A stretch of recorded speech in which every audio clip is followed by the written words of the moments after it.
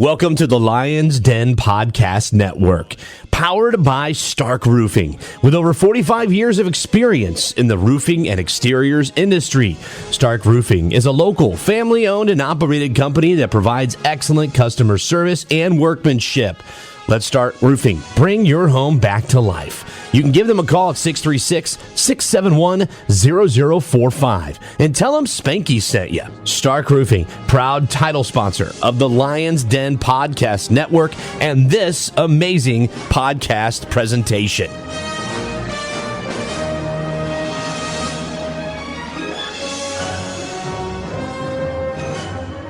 When this baby hits 88 miles per hour, you're gonna see some serious shit.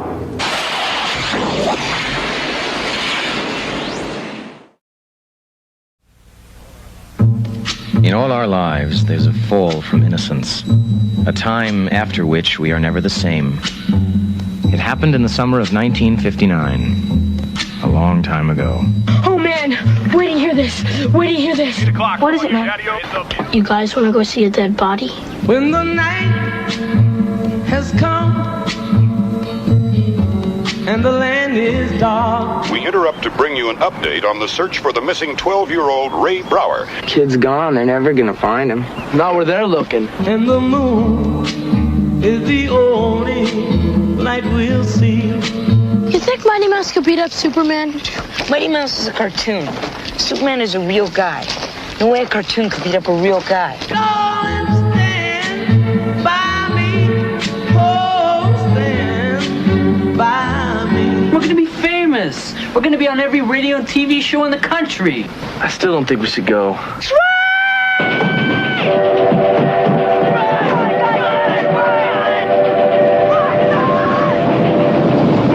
If I can only have one food for the rest of my life, that's easy. Pass. Cherry flavor pass. No question about it. I could go someplace where nobody knows me. We found him. We got dibs. We better start running, Eyeball. They got dibs. There's four of us, Eyeball. You just make your move. You're dead. For some, it's the last real taste of innocence. I'm never gonna get out of this town, am I, Gory? You can do anything you want, man. And the first real taste of life. This is really a good time, the most. A blast. But for everyone, it's the time that memories are made of. So darling, darling, stand by me. Oh, stand by me. Oh, stand by me. Stand by me. In today's episode, we are discussing Rob Reiner's Stand By Me. It's the heartwarming story of four boys who decide the best way to spend a weekend is to dodge a speeding locomotive, swim through a leech-infested swamp, and engage in a high-stakes standoff with Kiefer Sutherland. You know, just standard boyhood stuff that would get a modern parent arrested in about 20 minutes. So welcome everyone to the Back to the Past podcast. This is Kevin, and I am joined by Justin and Brad. And first off, I would like to thank Stark Roofing and All Star Fence STL for being our title and studio sponsors, as well as our other wonderful sponsors, Granite Pros LLC and Terry and the Moon and Back Photography and Doula Services. Terry just got certified doula now. It's pretty cool stuff. Mike Jones of the Lion's Den Podcast Network as well. And of course, for all things Back to the Past podcast related, please visit us at backtothepastpodcast.com. There you can provide feedback, fill out the suggest episode topic form, and support our sponsors, order our very own shirt, and much more. Of course, ratings and reviews on platforms such as Apple Podcasts, Spotify, or whichever podcast app that you prefer are always appreciated, and we do appreciate you telling a friend about the podcast. The official tagline of Stand By Me is, for some, it's the last real taste of innocence and the first real taste of life. But for everyone, It's the time that memories are made of. That's an awfully long tagline. Yeah, that's what I thought. So some quick stats about the movie before we kind of get into some of our personal experiences and stuff like that with this. This movie was released August the 8th of 1986, almost 40 years old as of the time that we record this. Rated R. Nice short film of 1 hour and 29 minutes. You would almost think it was an animated classic. Wow, an 80s movie rated R with a bunch of kids. Right? No, yes, that never happens. It's usually PG.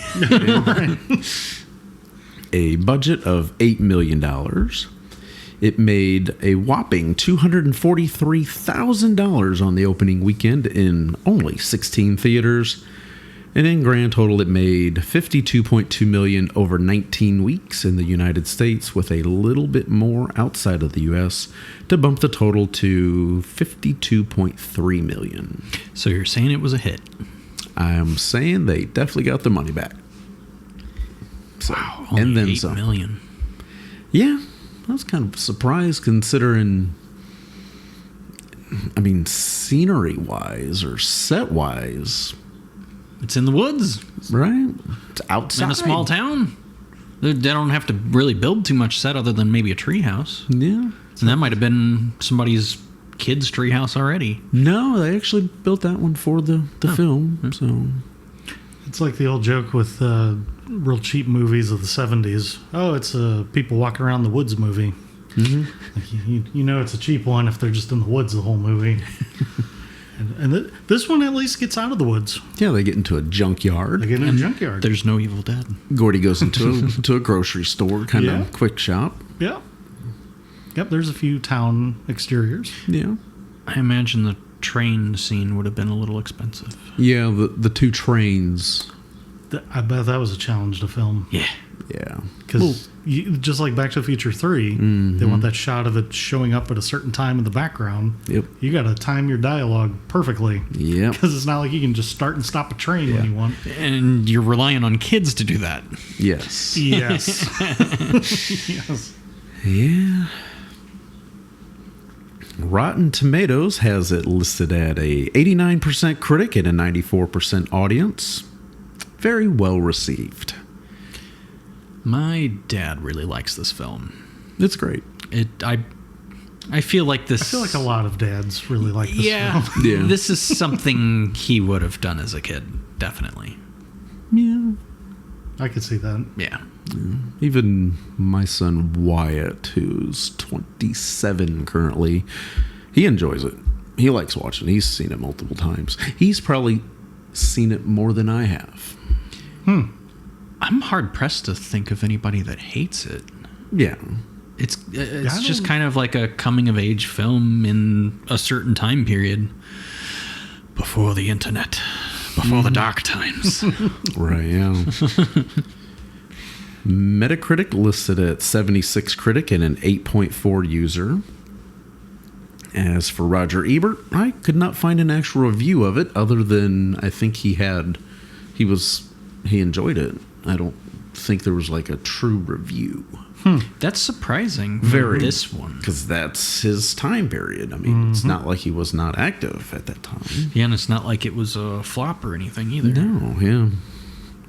No. You would at least thought he would give it a somewhat retrospective review some years after.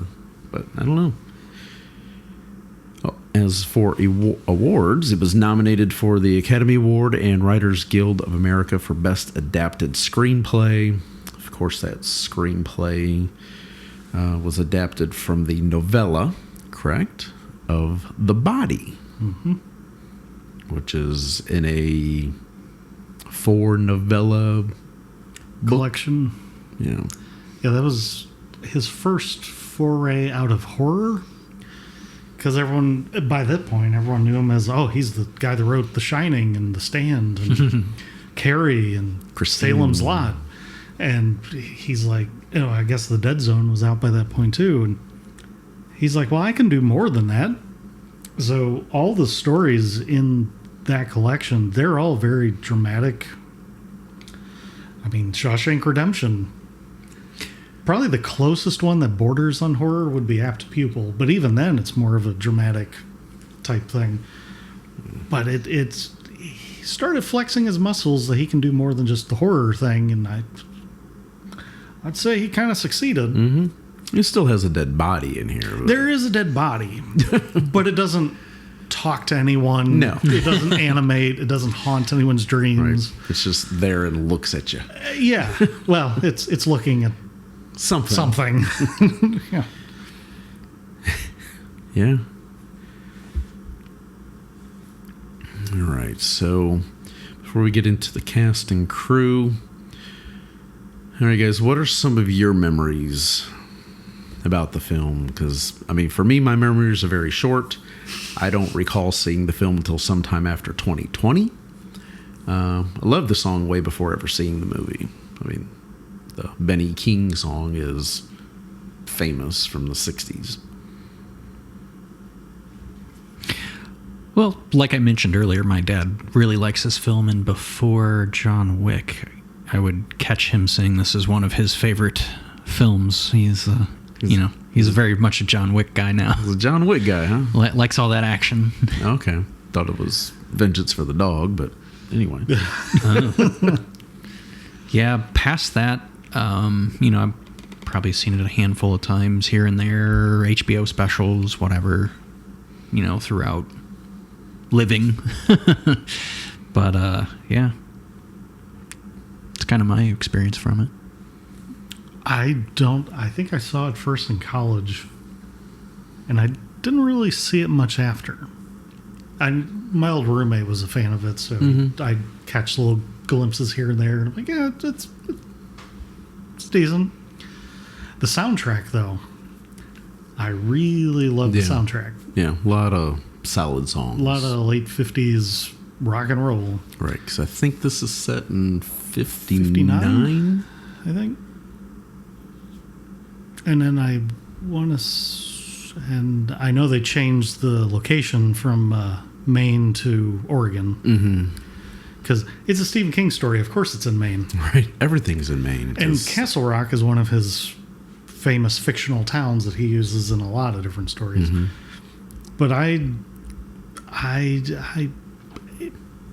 wasn't as big of a fan as everyone around me was. But if it was ever on, I'm like, yeah, I'd watch. It wasn't something you seen was on and your immediate thought was, this is God, just turn this off. Yeah. And it wasn't necessarily like, oh, this is on. Well, this is what I'm going to do for the next however long it's on. Like, it wasn't even that. But if someone else was watching it, I'd be like, oh, okay, yeah, this is what we're going to watch. But yeah, that soundtrack, I think that's probably my favorite part of the movie. Okay. Which is kind of sad to say because that's usually not the first thing that most people talk about with this movie. Boy, I love that movie for the soundtrack. Yeah, I love those 50s rock songs. Which at the moment I can't even think of which song except for Lollipop. Yeah. None of the other that one sticks out quite a bit. Yeah, How the Boys Do that. I have a sick I call it a sick kind of addiction to late 50s and 60s pop music. Okay. And I have a ridiculous undeserved knowledge of like the Jan and Dean's Dead Man's Curve kind of songs. Oh yeah. Yeah. The one-hit wonders were rampant in that. Oh boy, yeah. There are so many bands and artists that I'll mention and be like, I have no idea what you're talking about. Yeah, it's the 60s. Yeah. But yeah, it's a nice little innocent movie where they kind of lose their innocence. So yeah, it is. It's something that you can... I think everyone can relate to that. Yeah, obviously we all grew up. Well, more or less. Some more than others. Physically, not always mentally, yeah. I'll say. And, you have people that come into your life for a season, and as in this instance, and people that are in your life for a reason. Yep. As my wife likes to say. Oh, yeah. I mean, I think back in... I didn't have that experience like in high school, but college I definitely did because they're like, oh, you're going to meet people that you're going to be friends with for the rest of your life. I met people I was friends with for a semester, and then I never saw them again. Right. And that happened every semester. Yeah. So if I was a friend with someone past that semester, oh, I have a chance. Yeah. And I left college with one friend that I talked to after college, and I haven't talked to them in probably 12, 13 years. There you go. Yeah, I'm kind of the same way. You might see them pop up on now Facebook or something, but that's about it, really. So yeah, it's a fun little romp. Mm-hmm. But I didn't grow up with it like a lot of people did. Right. So getting into the crew of this film, this is another wonderful release from director Rob Reiner. Man, we've been on a Rob Reiner kick. Yeah. Kind of accidentally, too. Yeah. I mean, it's not like he didn't have a great run there all the way up through Few Good Men and all that. You have Stephen King, again, as the author of The Body novella. Who's that? Which is 192 pages and is available in the Different Seasons story collection that the screenplay was based on. It is available as a standalone book as well. I've noticed they've been doing that more so with this stuff where they'll take the novellas out and publish them separately. Money, baby. Because they did that with The Mist. It's probably the most famous of all those, but that just... Oh, this is a popular... Let's sell it on its own. Yeah. The people that made the screenplay and adapted it from The Body was Reynold Gideon and Bruce Evans. They both worked on Starman. Oh, with Jeff Bridges? Mm-hmm. Huh. Yeah. Interesting. I know they've done other things, but that's the only thing that stands out. Yeah. All right, a very solid cast here of very familiar names. Yeah, I know these guys. Yeah. Starting off with Mr. Will Wheaton as Gordy LaChance. A little too young to be doing screenplays. Yes. Yeah, so Will, I think, obviously is best known for this as well as his role in Star Trek. Oh, yes. And he's definitely one of those big, famous, nerdy guys that is involved in everything. I'm a big fan of his web series Tabletop. Mm-hmm. Huge, which hasn't been on for a long time. Oh, no, we don't need any more nerdy stuff in this house. I know. While it's getting thin. That got me back into board games, watching that. Watching that during COVID. That got me back into the that's a bad thing. Board game scene. Nobody plays games with me, so why am I getting the games? And you're looking at Will Young as Gordy, and then you look at him compared to like Will now. You don't necessarily see the resemblance. No. He really changed physically growing up. Especially when he's got that beard on. Yes. Whereas somebody like Corey Feldman, who is Teddy Duchamp, not Duchamp. I mean, you see him and you instantly recognize him. Definitely the voice. Yes. Yeah. His voice is very noticeable. Distinctive. He kind of looks like a kid I went to school with, too. Glasses and all. Yeah, it seems like there was always a kid that looked similar to him. Kind of the squinty eyes. Yeah. The more narrow eyes there. Thick rim glasses. Yeah. Yeah. A little too far obsessed with the war thing. Mm-hmm. Yeah. I have to bring up because he was also in Friday the 13th Part 4. Yeah. 2 years before this. Okay. But he's also in Gremlins 2 years before this also. Gremlins. Yeah. And he was supposed to be in, what was The Last Starfighter, but his parts got cut, something like that. Oh, yeah. Yeah. Then we have River Phoenix. To me, I would feel is the star of the film. His portrayal of Chris Chambers is pretty wonderful. It's like Gordy and Chris, that duo. Yes. It's very much like the duo that Stephen King had in The Long Walk, which movie came out, I guess, last year. Okay. But it's kind of the same thing where it's like the two dudes who kind of bond and they go on the adventure together. Gordy's the like book smart one, and Chris is like the street smart one. Yes. Mm-hmm. By their powers combined, I mean, that's quite the duo. Mm-hmm. Yeah. When I think of River Phoenix, I think of Indiana Jones and the Last Crusade. Okay. As young Indiana at the beginning. Oh. Yeah. Of course, I also think of the Viper Club. That's usually my first one. Now, wasn't he in the one we just did with Harrison Ford? Mosquito Coast? Yeah. Yep. Mm-hmm. Uh-huh. Interesting. Yeah, so this is like right around that same time period. Yeah. Mm-hmm. A very active young man at this time. Mm-hmm. Yeah, what a shame. Oh, yeah, because his acting is incredible. Yeah, you really wonder what might have been with that, just because, you see kids put off great performances that don't necessarily translate into their adult acting career. Yeah. Yep. Or they have like one really good and then the rest aren't so good. Yes. But the few things I've seen, he's good in them all. Yeah. Yeah, you really can portray emotions and... He has like a serious maturity. Yeah. And a believability. Mm-hmm.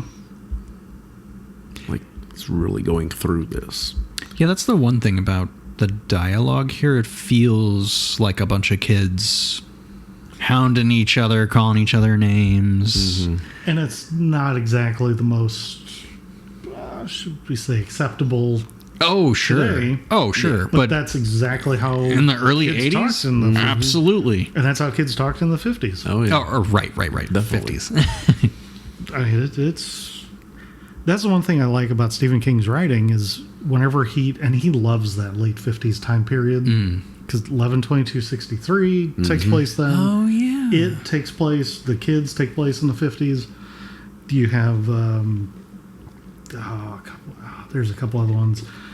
They all kind of fit in that late 50s kind of thing. He's got the dialogue. He's got the slang. He's got I mean, he would because, he was there. I was going to say old. Yeah, he was there then, so I could get it. But it's very believable. Mm-hmm. Definitely. Then we have the fat kid, Jerry O'Connell, as Vern Tessio, making his film debut. I forget that is Jerry O'Connell. Right? Because then you see him talk about a glow up. Oh, yeah. Yeah. I mean, dude is like extremely handsome. Ended up marrying Rebecca Romaine, John Stamos' ex-wife. Yeah. Huh. As they said in that Family Guy episode, how did the fat kid from Stand By Me marry her? Yeah. It's like he's the perfect foil and target for, I wouldn't call it the bullying, but he gets picked on by the guys so much. Being his weight in the 50s is a little more unusual. Yeah. Well, and it's also, it's like he's the character that's like, we can make fun of him because he's one of us, but anybody you on else the outside can't. Yeah. It's like we'll protect you and stand up for you if someone outside the group is doing it. It's like working in a shop. Like, exactly. If they're not making fun of you, they don't like you. Yeah. Yep. Yeah. He's also very naive. Yes, I was just going to say, Vern is very naive and doesn't really know much. No. He's more concerned about, where's the food than anything else. And it's not like Jerry was a fat kid. No. I mean... Not at all. Not like... Chubby. Right. Maybe. Not like a catcher from The Sandlot or something like that. He wasn't like a John Panette. Yeah. Or the catcher from Bad News Bears. Mm-hmm. You know, wasn't significantly overweight. He wasn't Lard-Ass. Oh, right. Right. Yeah. I looked at it as, because at first I thought, well, 1950s husky maybe, but then I'm like, well, not really. And then I remembered all the other three are pretty skitty kids. So he's the heaviest of that group. Right. So of course they're going to. Therefore he is the fat kid. is, yeah. Right. Therefore he's the fat kid. Right. Then we have Kiefer Sutherland as Ace Merrill. What a great performance that is. Mm-hmm. He looks like he's right off of, was it Vampire Boys or Lost Boys? Lost Boys. That was the next year. With you like can see the crossover. Yeah. And it's like the bleach blonde hair and it's like, the attitude. Yeah. It's like you can really tell that hair is not natural color. Oh, yeah. It's like, dude. He's just in the sun a lot. I guess. Which is funny because in Lost Boys, he's not in the sun at all. Yeah, he got too much sun in this, so he couldn't have any in that one. Right. Just naturally bleached his hair for the next role. It's like, nothing I can do with it. Right. Yeah, he gives a pretty solid performance as a asshole. Oh, yeah. He plays a good villain. Yeah, he does. Which is funny because even in some roles where he's not the villain, like 24, he can kind of be a little villainous, even though he's kind of the hero. Yeah, sometimes you need to have a little bit in that in your back pocket. Yeah, you got to have a little gray. Little gray area. Yeah. Casey Siemaszko. Billy Tessio.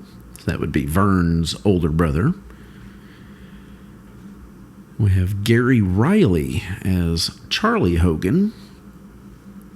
And Bradley Gregg is Chris Chambers' older brother, Eyeball Chambers. Oh, man, he's got two first names. Right? When I seen Eyeball Chambers, I immediately thought that was someone else. I thought it was, I can't think of his name off the top of my head. It's Petty Duke's son, Sean Astin. Oh, They I can see that. They have a similar resemblance there. I did a double take myself. I'm like, is that? No. Right, and you look at IMDb, you're like, okay, no, it's not. Then I was thinking like, well, I guess Rudy came out around this. No, he doesn't look like he did Rudy. No, that can't be. That can't be it. Then we have Jason Oliver as Vince Desjardins. Also two first names again. Mm-hmm. Marshall Bell is Gordy's father, Mr. LaChance. He's one of those guys who's done a lot of... He's got one of those faces. Mm-hmm. He's done a lot of stuff. And I know him from stuff, but I can never name what any of it is. Right. Yeah, he's a very familiar individual. He usually plays kind of that stern, overbearing type. He was definitely an asshole in this film. I think he was in Starship Troopers. Oh. I could be wrong, but I think so. Yeah, could be. And then we have Gordy LaChance's mom, Mrs. LaChance, played by Frances Lee McCain, who was also in Gremlins with Corey Feldman. Uh-huh. It's Billy's mom. Yep. One of the best characters of that movie. Yes. Yeah, she's really good in that role. Obviously, Mr. and Mrs. LaChance don't have major roles in this film.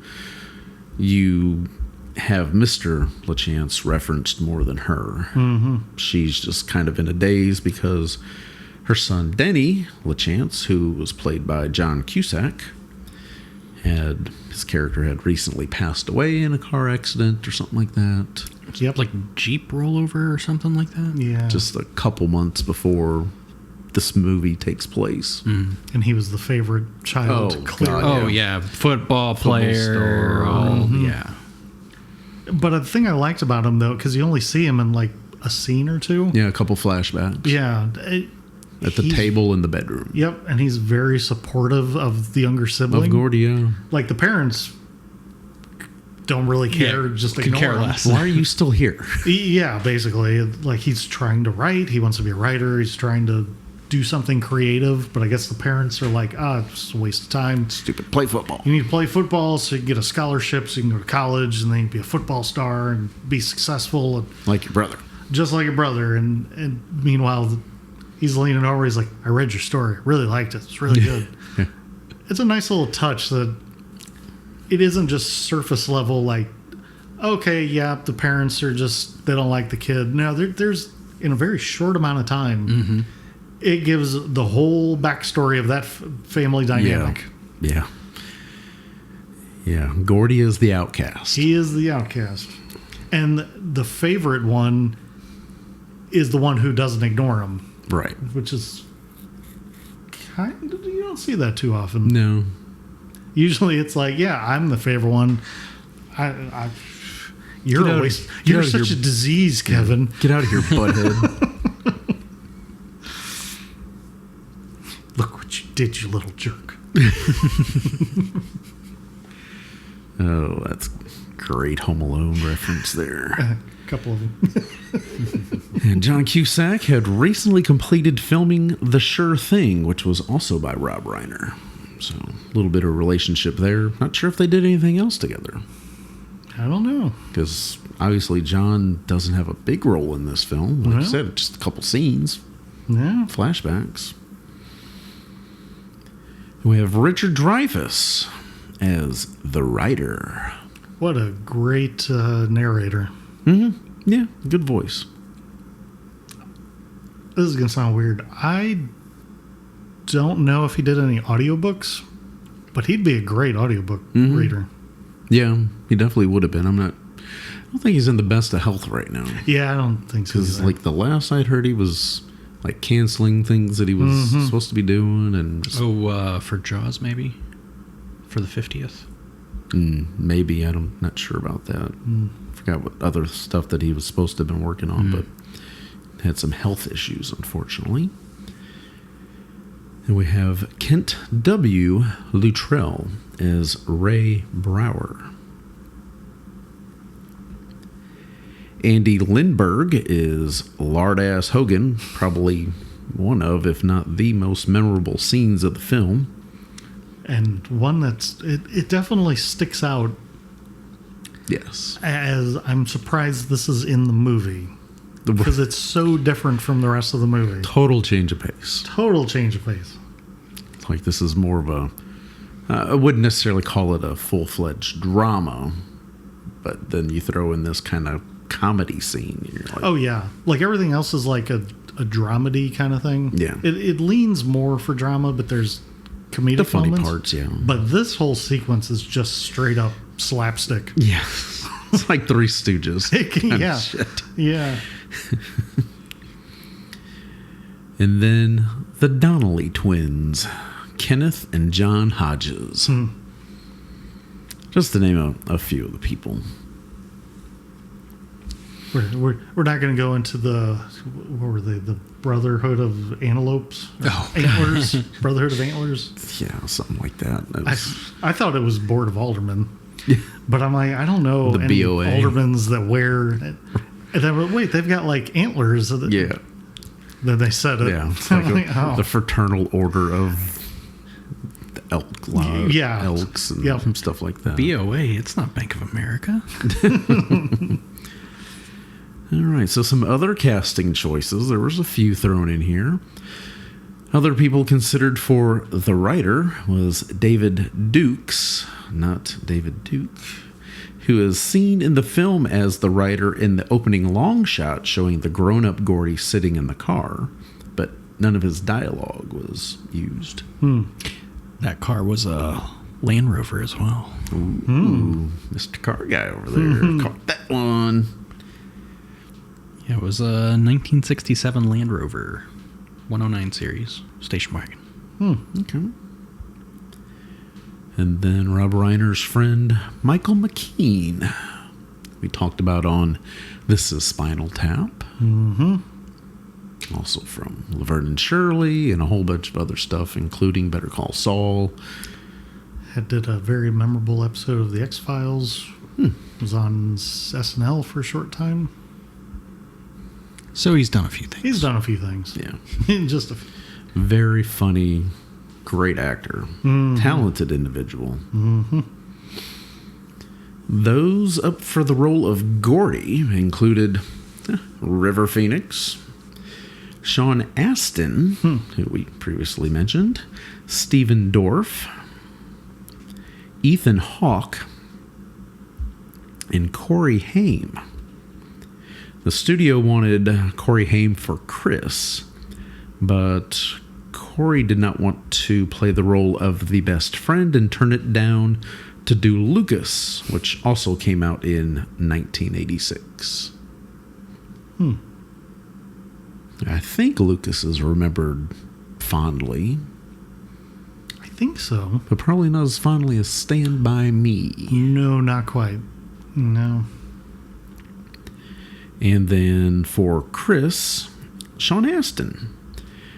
He knew that he was not getting the role when he walked in after River Phoenix auditioned because the filmmakers were all choked up. It's probably a good sign. Yeah. In other words, Phoenix nailed it. Well, I'm just going to leave now because this audition's not going to work. Yeah. Looks like you guys are busy. I'll see myself out. Can I read for Gordy? Yeah. How about the fat kid? How about someone in the crowd when all the spewing forth abroad is happening? Right. I'll play the dog. Put me in a BOA hat with antlers. There you go. With all the old men. All right. So before we get into our fun facts and trivia, we're going to take a quick little break to share some information from our wonderful sponsors. Get off my lawn! Oh, sorry, sir. I was just grabbing the Frisbee real quick. Get off my lawn! My bad, Mr. Jones. My daughter thought those flowers were okay to pick for her mom. Hey, get off my lawn! I know, but my wife seriously does not know how to park. So, are you sick of hearing old man Mr. Jones hollering at you all the time? Well, guess what? It's time to get All-Star Fence involved. 0% financing options available for qualified customers and the #1 most trusted name in fencing. All-Star Fence makes sure to provide not only a fence that looks strong, but is strong. Let All-Star Fence give you the privacy and comfort that you deserve at home by calling them today. 636-209-2096 or 618-604-0065. And don't forget to swing by their Facebook page at All-Star Fence STL to see examples of their amazing work. Granite Pros, custom countertops, and more will take care of all your countertop needs inside and out. They specialize in granite, quartz, and quartzite. Kitchens, bathrooms, outdoor grills, interior design applications. They are tops in granite inside or out. Give them a call. 636-275-2840. Find out about the home improvement you've been dreaming of and how it can become a reality. That's with Granite Pros, custom countertops, and more. Find them on Facebook at Granite Pros LLC today. Are you ready for some candid photos? Are you ready for some joyful photos? Are you ready for some vibrant photos? Well, Terry Ann Photography is what you want then. Custom photography specializing in maternity, newborns, families, and high school seniors. You can't be you without being you. Fun, entertaining photo sessions on location with Terry Ann Photography. Call now and book your session today. 314-608-2137. Or you can email at terryannphotography.com. Also, don't forget to check out some of her awesome work on Facebook, Terry Ann Photography.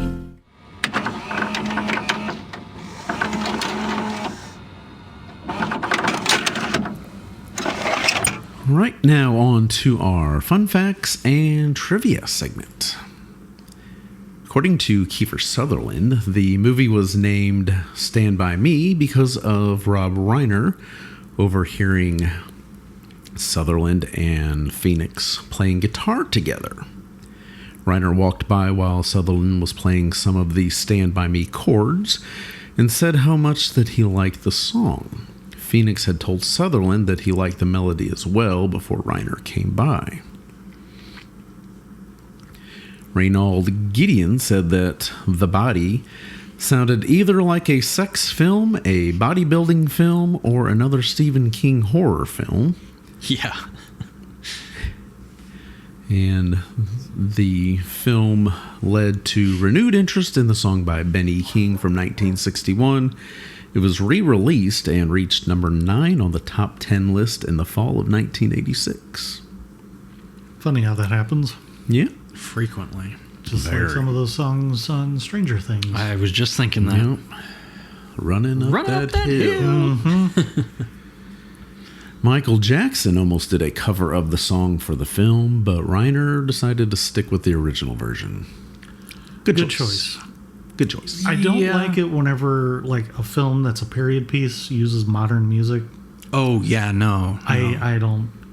Yeah, that don't like that at all. Like it would have been interesting standalone, but yeah, to use for the movie is a bad idea. Yeah.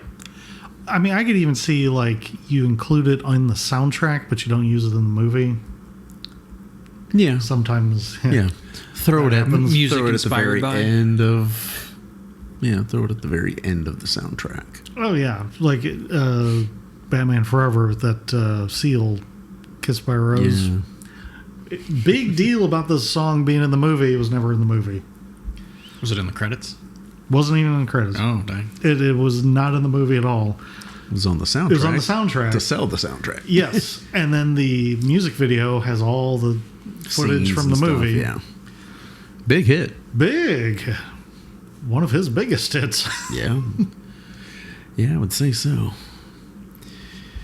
May have helped him land Heidi Klum. Talking about another supermodel. So what you're saying is what I need to do is I need to record a song like that. Yep. And then the rest will write itself. The rest will write itself. Okay. Well, yep. I'll get right on that.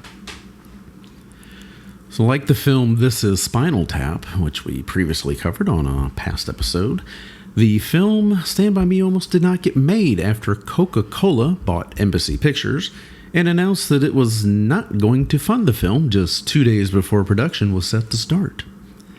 Thankfully, Norman Lear came to Reiner's rescue again and personally foot the film's $8 million budget. Well, he made that back. It's amazing how often things like that happen.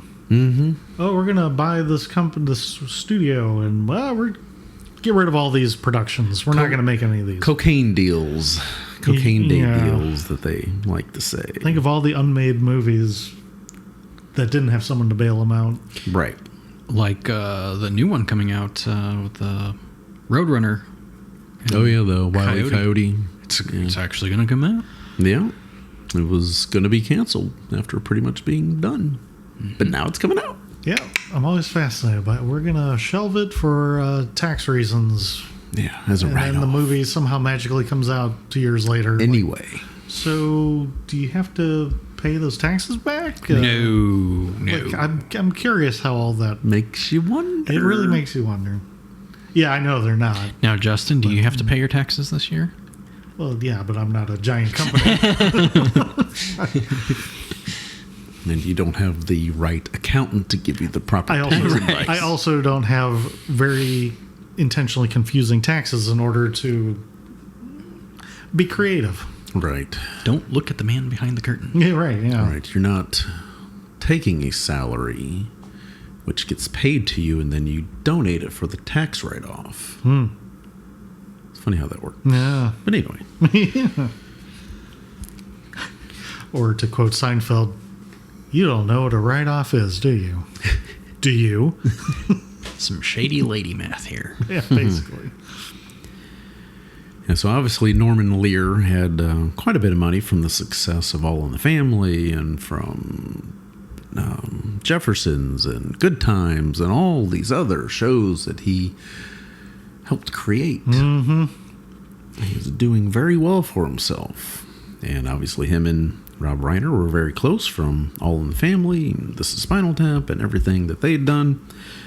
So, yeah, it's no surprise that, I mean, obviously Lear saw how good This Is Spinal Tap critically was received. It may not have done greatest at the box office, because people didn't understand it. Now it's a cult phenomenon. Yeah. Plus, cult classic. He had quite the clout back then. Yes, he did. He could just, well, I'm going to fund the movie anyways. Yeah. I don't care. Yeah. I'll make my money back anyway. I have faith in Mr. Reiner. So, yeah. Are you going to tell him no?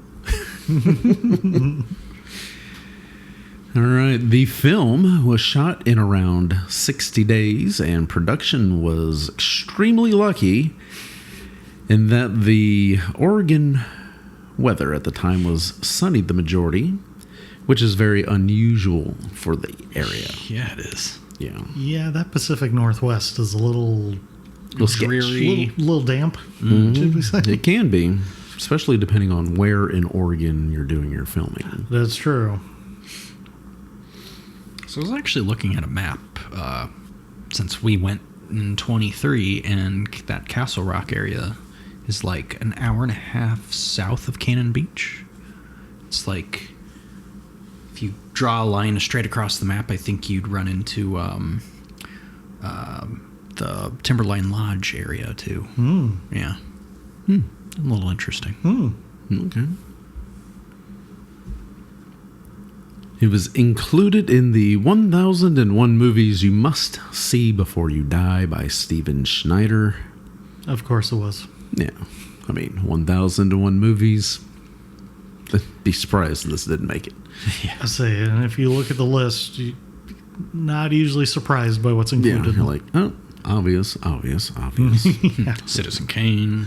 Yeah. No duh. Psycho. Of course. Godfather. Shining. Star Wars.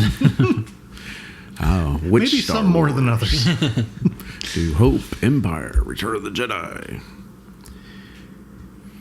Adrian Lyne was set to direct this film, but the film that he was working on, 9.5 Weeks, with Kim Basinger, I believe. Is that Basinger and Michael Rourke? Or Mickey Rourke? Ran over schedule. Right. I know Basinger's in the film. I haven't thought of that one in a long time. Right? Yeah. So I'm glad that production on that film ran over, because I'm glad that Rob Reiner got to do this, because I think he did a better job of connecting with the boys in order to get what he was able to pull out of them for their performances. Mr. James Cameron reportedly disliked this film because of the kids holding guns. That's ironic. A little bit.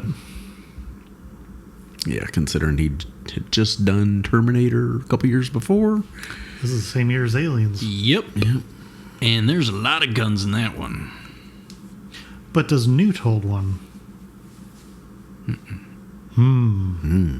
She has a helmet. Mm-hmm.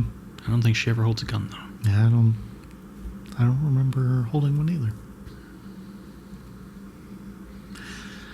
It's James, it's the 50s. Rural 50s. Right. Is it because they're holding handguns and because they're not holding like a BB gun or a shotgun? Or going hunting? Right. Maybe it's the prank about, would I give you a loaded gun? And then it was loaded. Right. Treat every gun as if it was loaded. That's why I'm like, why are you pulling the trigger? Yeah. You shouldn't be pulling the trigger. That's why his dad doesn't like him. That's what it is. We solved it. He's not smart. He's not smart. Don't have the street smarts that Chambers boy has. He's book smart. He's not street smart. Denny would have known better. That's right.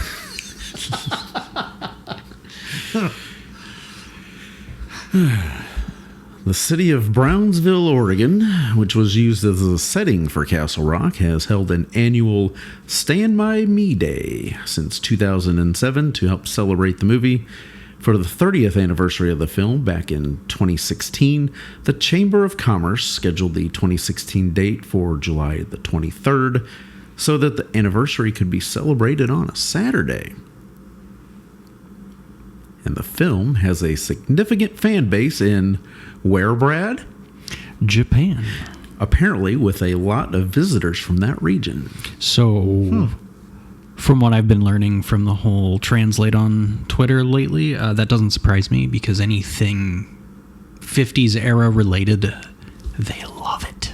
They eat it up. They dress like greasers. They go to restaurants that are themed Americana stuff. Like diner type? Yes. Yes. And they'll even have like a little, what do they call those dances in the 50s? Like a sock hop? Yeah, like a sock hop or something like that. With poodle skirts. Yeah, oh yeah. The girls in ponytail. What about the car hops? Ooh, on roller skates. Yeah, have we made it that far yet? Drive-in burger joints. That'll be the next thing. Yeah. Yeah. Get that jukebox spinning. Have to pay more attention next time you go back. Yeah, I always thought more Americana stuff would do pretty good over there. And then someone could have a little too much to drink and dip their toast in chocolate malt in the diner. Yeah. Wah, wah, wah. All right, some stuff on Rob Reiner. He named his production company Castle Rock in order to help honor the town of Castle Rock, Maine, and Oregon. He was told to add a bunch of obscenities so the film could get an R rating because producers did not think anyone would really want to watch a PG or PG-13 movie based on a Stephen King book. I understand the logic there. Huh.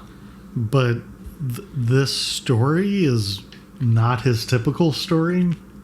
No. It's fascinating that they want to make an R-rated movie with 4 of the main characters being kids. Mm-hmm. It's fascinating. Yeah. Yeah, because these kids are 11, 12, getting ready to go in 8th grade, I believe. Somewhere around there. So, yeah. Usually it's the other way because our movies tend to not as many people could see them. Right. You're limiting your audience. Yeah. So they always try to water it down. Yeah, because if it's PG-13, you got a bunch of teenagers that go into, or just about teenagers, preteens, literally the age of the 4 main characters. Yeah. Yep. And you don't need parents to go with them.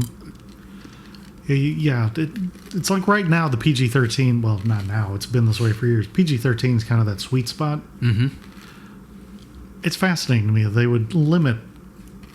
Also, I don't know that most people, well, I know today that most people don't know this was a Stephen King story, but I don't know that was a big marketing push back then. So I don't know that most people would have known that. You know what, though? I think part of the other reason of being R and not being a big deal, I mean, one, look how much money it made.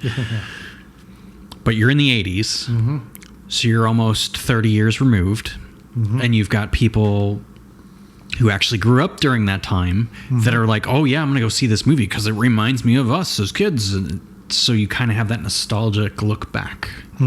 So I guess in some ways it... Gatekeeping for the adults. Yeah. Relive their youth. Yeah. Nostalgia is a powerful drug. Oh, God. Oh, it is. It's so expensive. Well, I know in the 80s there was... Expensive drug. Yeah. Yeah. I mean, this was that time when, fondly looking back on the 50s, was real big. Right. There was a lot of 50s stuff that came back in the 80s. The couple of the bands. The music. Yeah. For sure. It was, I mean, Boomtown Rats kind of made half their career on Stray 50s Cats. Stray Cats. Some of the album designs, commercial designs, where they have like that pastel kind of painted look. Yeah, the blues and the pinks and the yellows and the greens. The House of the Future.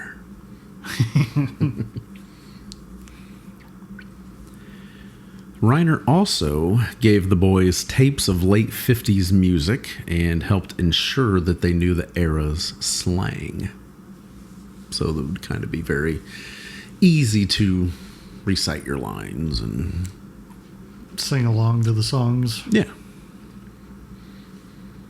He had the main 4 actors meet in a hotel suite with some of the crew in Oregon to perform games based on Viola Spolin's Improvisation for the Theater, so that they could develop trust in one another.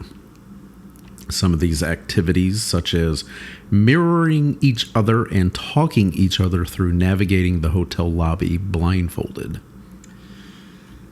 I'm happy for them. I'm glad that I would not. This sounds like an activity that you would do in a work meeting as an icebreaker. Or thing. Elementary school.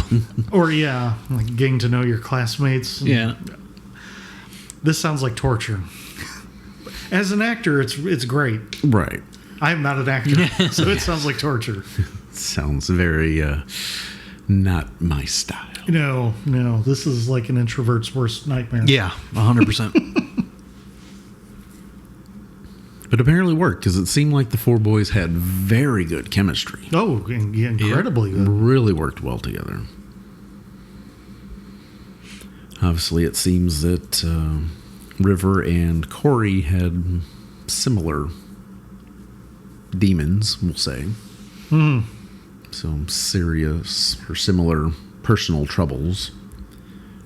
How Feldman is still alive still surprises the hell out of me. Oh, yeah. Yeah, he's gone through some interesting stuff. Yeah. He's out there. Reiner also said that Ace threw the Yankees hat away that he stole from Gordy because he told Sutherland that Ace would not ever mess up his hair. It's not something that Ace would do. Yeah, makes sense. Yeah. I do find it interesting about wearing a Yankees hat. All the way out there? Yeah. Although, I mean, they were kind of like... powerhouse. The big... I mean, this is the 50s. I want to say in the 50s, there was at least one New York team in every World Series in the 50s. Yeah, either the Dodgers or the Giants Yankees. Or the Yankees. Like considering they had three teams in that small of an area. And then I guess in the late 50s, two of them moved out, but still there was at least...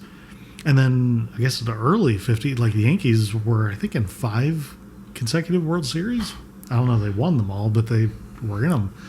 So like they were like, if you're going to wear a team and you don't have one specifically, I guess that would make sense. But yeah, between the 20s and the 60s, oh boy, they were putting up some championships. They had some. Then there was a little break till the late 70s. Yeah. But I do find it also kind of interesting, and I've never heard Stephen King talk about this, but I really wonder because he's from Maine. Mm-hmm. His team's the Red Sox. Yeah. Kind of the enemies of the Yankees.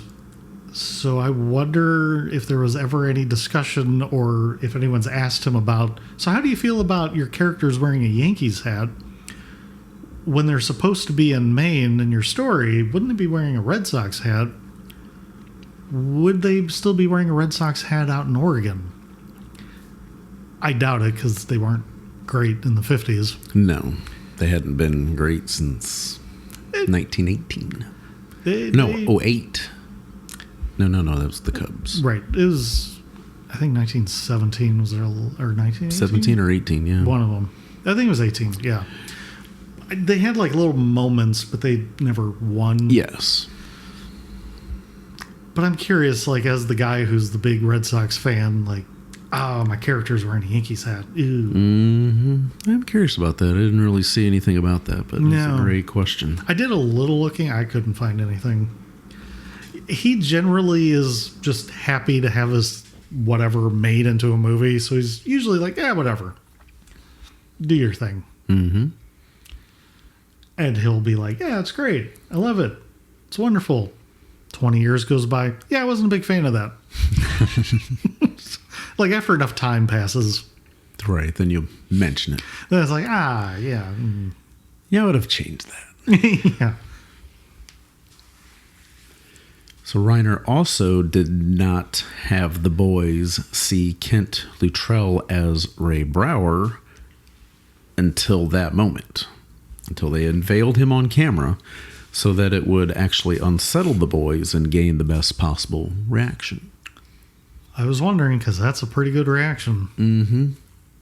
So you keep the 4 to themselves, and you don't have Kent hanging out with those 4 because Kent's dead, technically, in this film. Mr. Brower, young Brower. I've seen them do similar things in a few other movies where, like, the villain would distance themselves from the child actors because they want to maintain this fear of them, essentially. Yeah, you hear that a lot of older actors doing that. The intimidating adult actor. Yep.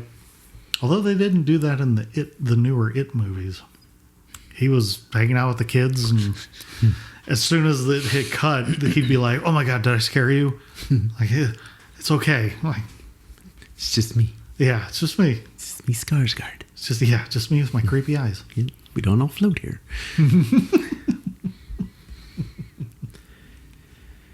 A couple things about River Phoenix tied to this film. The character unfortunately ended up not being too far off from his real life of a troubled childhood, righteous but misunderstood attitude, and ending in a premature death. Yeah, what are the odds? Yeah. That the one who passes first is the same one who plays as the character who passes first. Yeah. Well, maybe he doesn't pass first. His death is the one that affects him. Yes. Because his character had just passed away as the narrator is talking about that. The writer, sorry. Yeah. Is talking about this, that he had just learned. And I think that's why he's telling the story or writing the story. Yep. Because I want to say at least one of the other characters, he does mention dies. Yes. But clearly didn't affect him as much to... Yeah, and then this... And it's at the end, whereas you know at the beginning that, someone he knows has died from the newspaper. Yeah, I think that would be... Vern, I think, died in a house fire. That's right. Supposedly. Yeah. And then he becomes a lawyer and just always gets in between people. And he got in between two guys arguing, and it's like he was trying to do the right thing. Yeah, trying to do the right thing and gets stabbed in the neck. Right. Dies instantly, basically. Makes me nervous. Be a good Samaritan, do the right thing. Now you know why so many people just stand there with their phones out. Yes. Recording it. Yes. Corey Feldman. Actually, we'll go back to River.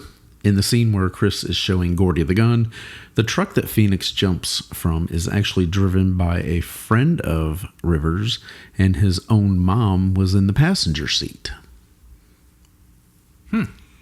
Like, okay. So when he jumps off and says, "Thank you," for giving him the ride. It's actually people he knows in real life. Yeah. His own mom and a friend. Now we'll move on to Corey Feldman. As mentioned, he was also in Gremlins with Francis Lee McCain in 1984. They tested around 30 different laughs with Reiner before they decided on the one for Teddy. And apparently the one that they decided on was kind of similar to what you expected based on the book description. Like, okay. He said that when he and Phoenix would meet up at auditions together, they would be outside playing while all relaxed, as most of the other kids would be inside waiting nervously for their turns to audition. It's the confidence that River and Corey had. For child actors, they were great. Oh, gosh, yeah. I was going to say, been around the block a few times. You kind of gain that confidence, especially after winning a couple parts. Yeah, been in some classic films that done really good. Yeah, big parts. And Corey Feldman has also admitted that the character of Teddy is the closest to his personality and personal life at the time. Oh, good. Yeah. It's like, yeah, that's pretty much who I was. Yeah, That explains a few things. That's how I portrayed the part so well. Yes. How he's yelling and screaming at the owner of the junkyard who realizes who he is and then starts making fun of his dad. And, oh, he's in the loony bin. He's crazy. My dad stormed the beaches of Normandy. Sure he did. Wants to have a face-off with the train. Mm-hmm. Yeah, has a death wish. Yeah, a little bit. Yeah. And Chris says, you can do it. We come back. Do it again later. So Will Wheaton, playing the character that becomes an author. He has authored 6 books himself after playing a character that becomes an author. In 2000, he said that the boys were denied admission to a Hydro Thunder water slide after filming the leech scene due to the red marks from the rubber cement and the red makeup used in attaching the latex leeches. They were apparently denied because it looked like they had a contagious skin disease. Which I get it. I mean, when they're knocking those fake leeches off it, you see what looks like bruising and red marks and all kinds of stuff. It's like, oh God. Yeah, that looked very believable. Yeah. To the point I was sitting there, how did they do this? Right. That looks too real. Yeah. Yeah, you almost think those are real leeches, but Mm-hmm. like, ugh. And everyone's favorite moment of the leech scene when he has to pull it out of his underpants. Oh God, yeah. And it's all bleeding and everything, and then he just faints. Yeah, eyes roll up and just out. Yep. I mean, I think I might faint too. Yeah. Yeah. Uh-huh. Woo. Yeah. Almost as bad as spiders. Yeah. Oh yeah, when I see that swampy water, that's the first thing I think. Well, first thing I think of is snakes. Yes. Second thing I think of is the leeches. Yeah, but the snakes aren't going to bite you in the water. Have you seen a cottonmouth? I think it depends on what kind. Might depend on the snake. Yeah. I'm not going to risk it. No, I'm going to go the other way. Yes. Yeah, I would have followed the tracks. See, I'd be more worried about brain-eating amoeba. That is the third thing that comes to mind. And It's honestly, the it first. should be the first. It's the first thing for me because it's It like should you be. get that and you're toast. Yeah. Like leeches, nothing you can do. You can do something with. It's poisonous, venomous snakes, whatever. You can do stuff with. Spiders, you can do. Brain-eating amoeba? Nope, you're done. Nope. You're done. You're cooked. Wheaton's grandfather was in Wagon Train from 1957, and his grandmother asked if Wagon Train could somehow be worked into the dialogue, and it was actually added. That's an interesting little Star Trek reference there, because the original description, the original pitch that Gene Roddenberry had was Wagon Train to the Stars. Yeah. Interesting. So it was basically his version of Wagon Train, but in outer space. Yeah. Yeah. There you go. Oddly enough, so many years later, Will Wheaton, Full whose circle. grandfather was in that show, used as the description. And then he becomes a member in of Star a Trek? Star Trek universe. He was Next Generation. Dr. Crusher, Yep. son. Yep. Beverly Crusher. Good old Wesley. He said that the clubhouse scene where Vern forgets the secret knock was thought of by Phoenix, Feldman, and himself on the day that it was shot, just to make Vern look even more pathetic. That's a nice little detail. Yeah, it is. It's like, almost reminds me of Ace Ventura. What's the password? New England clam chowder. Is that the red one or the white? I can never remember that. And Wheaton was a faster runner than River Phoenix, so during the junkyard race scene, Wheaton had to fake that he was running as fast as he could so that Chambers could win. Again, looked believable. It did. It looked like he was running his butt off and just didn't have good running form. Yes. As gangly as he is. Yes. So moving on to Jerry O'Connell, a.k.a. Vern. Again, as mentioned, this is his film debut. So this is where it all started for Jerry. I don't really remember a whole lot of other things he was in. I think a show on Channel 11 where he could, like, fly around using spray cans or something like that. Might be the only other thing that I really know him from. But I know he's done a lot of other stuff. And same. I never remember. I'll be watching some. He'll pop up and I'm like, forgot he was in this. He was the youngest of the boys at age 11 during filming, followed by Wheaton, who was 13, Feldman was 14, and River Phoenix turned 15 on the last day of filming on August 23rd of 1985. They were playing boys around 12, getting ready for the 8th grade. That answers our question from earlier.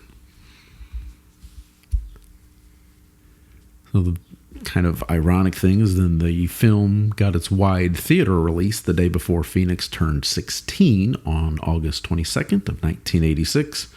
So there was a full year between end of filming and theater release. Also, I'm always amazed by that too. All the post-production, editing, score work, making the prints. Yeah. Now it seems like that turnaround is so much quicker. Depends. Yeah. Because more people. Because now you've also got to do all the visual effects. Right. So some movies, all the CGI. They get done shooting, and it takes like another 2 years to get all that stuff done. Yeah. Wild. But meanwhile, there's other movies that, they're filming reshoots like a month before release. Right. Don't know how they do that, but right. Yeah, it just seems odd because to me, as obviously I'm not in the industry, I know nothing about filmmaking. I look at this film and I think there's not a lot of complicated stuff to this. You wouldn't think. It's an hour and 29 minutes. The most complicated thing I can think of is anything to do with that train. Right. Everything else seems fairly not too crazy. Yeah, I mean, it's not complicated scenery. You're not dealing with a lot of special effects again. No animals. No, just the fake leeches. Just fake leeches. And the one dog. And one, yeah. There's that kind of car race up the road on the wrong side of the road. Runs the other guy off. Yeah, that's a little complicated. Yeah. Yeah. Especially in that type of car. Mm-hmm. Right. And then running over the log. Yeah, the wood or whatever. I think it falls out of the truck when it swerves. Yeah, I forgot about that. I always forget about that. Game of chicken. Which is a perfect character moment for Ace, because it shows like he does not back down. Yeah, he don't give a fuck. He doesn't care. He don't back down. Which is why later on, it's quite like he's not going to back down. Mm-hmm.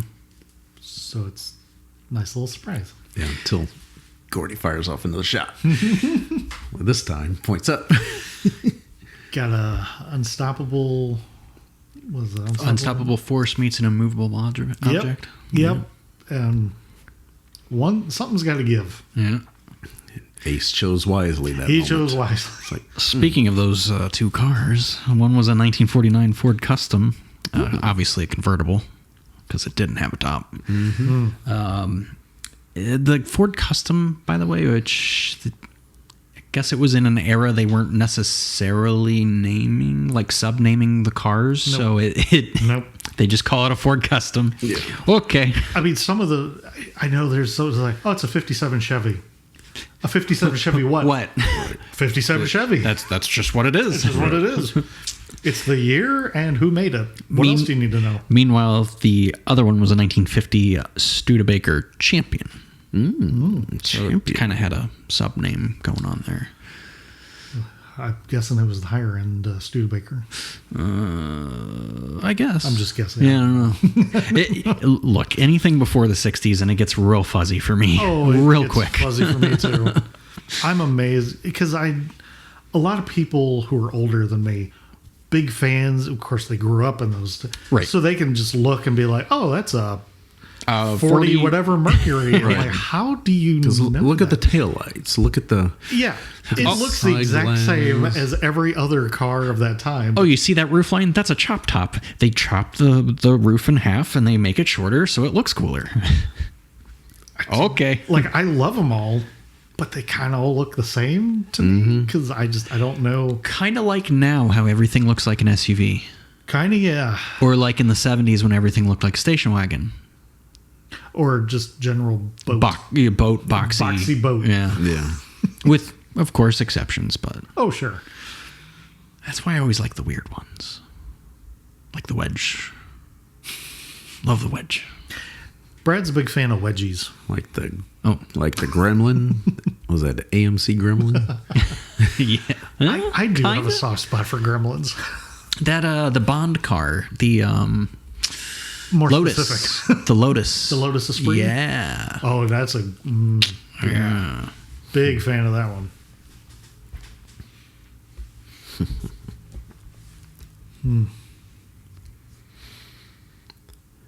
So O'Connell was actually impressed that as an 11-year-old that he was being allowed to swear while rehearsing his lines. It's like, this is cool. And he actually got bit by Popeye the dog that was playing Chopper because of how he was taunting the dog during filming. He ended up getting stitches and is looking down when they find the body of Ray Brower because of them. So if Brad was starring in this movie, you would not... I wouldn't be taunting the dog. Fair. I wouldn't be in the same shot with the dog. Nope. I'd be running. If I was going anywhere, I was running. While he was auditioning, he thought that Reiner had played Archie Bunker on All in the Family. Like, nope, wrong character. So you've not seen the show, have you? Right. Your memories are a little fuzzy. Clearly, you're a big fan. Would you like an autograph? Sharp kid. Signs a meathead and be like, what are you calling me a meathead for? Never mind. From a conversation that he had with the high school best friend of his eventual wife, Rebecca Romaine, that after dating for around 3 months, he learned that she was a huge fan of the movie and actually had posters of it in her room while growing up. Well, that's something. Yeah. I mean, I can see girls at that time liking the movie. Oh, sure. I don't see his character to be the one that they're fawning over, though. Correct. Right, no. It would probably been River. That's a good guess, yeah. Or Kiefer.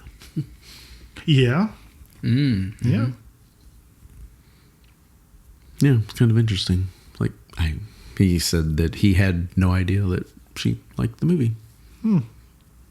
Like, you would have thought she probably would have brought that up at some point within the first week or two of them starting somewhere, yeah, talking, dating. Yeah.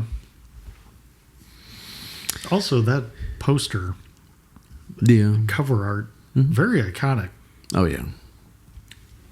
Like like the movie itself hasn't been parodied as much, but that poster sure has. Yeah.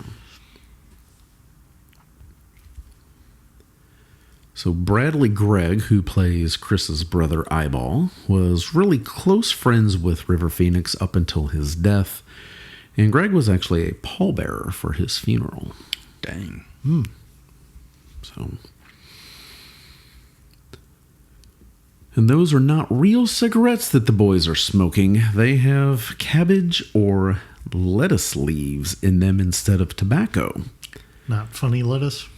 Apparently not. Not the devil's lettuce. Special cabbage? Yeah. Reiner was known to be a non-smoker who also campaigned for anti-smoking laws in California. That's interesting that they didn't use like the herbals. Yeah. Did they have them back then? Mm-hmm. Oh. Yeah. Because the one thing about those, though, is they burn really fast. Yeah. Really fast. Which, for filming, that's kind of good. You don't really need it for very long. So, I mean, but I really wondered, and I meant to look it up, if they were real or not, because it's the 80s, and I could see where they're just like, film, it's fine. Mm-hmm. You're not inhaling too much. Right. Now that would give you an automatic R to have children smoking. Oh yeah, just that alone. Yeah. Yeah. Now, if there was no cursing in it at all, or any violence or anything, just the smoking. No guns. Nope. Yeah, you wouldn't see that. Nope. Today. It's hard enough to see adults smoking. Mm-hmm. Much as kids. The train and bridge scenes. But first, real quick, the beer that Eyeball and Ace are drinking during the mailbox baseball scene is, Brad? Rainier. Wait. Rainier. Rainier. Yeah. I think it's kind of like Mount Rainier. Right. Which in the 90s was acquired by Pabst Blue Ribbon. Oh, boy. And it would make sense for that beer because Seattle. Right, yeah. Close to Oregon. I guess I like that. I never heard of it. Which obvious being that far away. A little before our time. Yeah, that too. Yeah, it'd be like someone out west knowing the name Greasy Dick. Yeah. From St. Louis. Yeah. Because I know back then it was still very regional. Yeah. Yeah. Until distribution grows. Mm-hmm. Okay, now the train and bridge scenes. The locomotive used in the original chicken scene before the bridge was the same one used in the film with Lee Marvin called Emperor of the North from 1973. So this is during the time of filming in 85. It was 12 years in between. Interesting. The trestle scene was partially accomplished using what's called introvision, which is a front projection special effects technique that allowed filmmakers to view a finished composite of live action and plate photography through the camera's viewfinder on set while in real time. I love those practical effects. Mm-hmm. They hold up. They really do. Are they easy to do? No. Right. That's why they look so good. Right. I think they used a very long lens as well that gave the perception that the train was closer to the boys than it really was. Because I liked how Gordy had the smarts to him to, okay, before we go over this, I'm going to feel the track to see if he can feel any vibration or anything like that. I'm surprised. Yeah. Yeah. Surprised he didn't put his ear down and try to listen for it or something. Yeah, I was waiting for it. It never happens, but I always wait for it because that's what I would have done. Because I've seen a few enough movies where they do that. All the westerns. I mean, they're always like, and there always comes a train. Yeah, right. So it's like if you don't do that, the train won't come. Right. Oh. I kind of That's feel wishful thinking. I do kind of feel that I expect that to be something that Chris would have done, the street smart guy. Well, I just feel like he's going to charge across. He knows he can make it. Yeah. I could see both of them doing it, but for very different reasons. Yeah.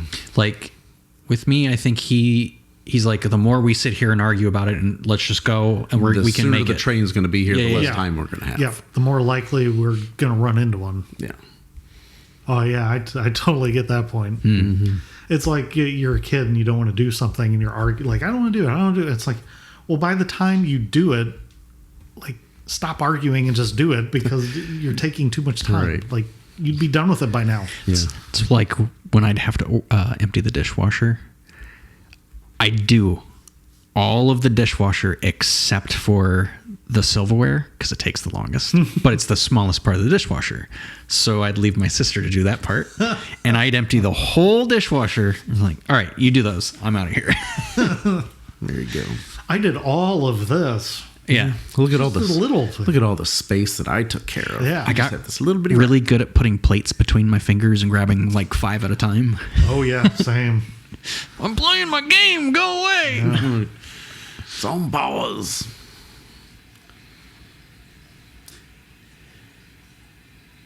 It took a full week of shooting while making use of 4 small adult female stunt doubles with cropped hair.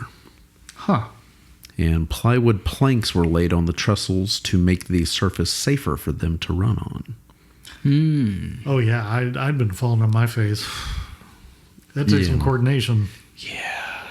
There's no way I would have wanted to have been involved with anything to do with that trestle.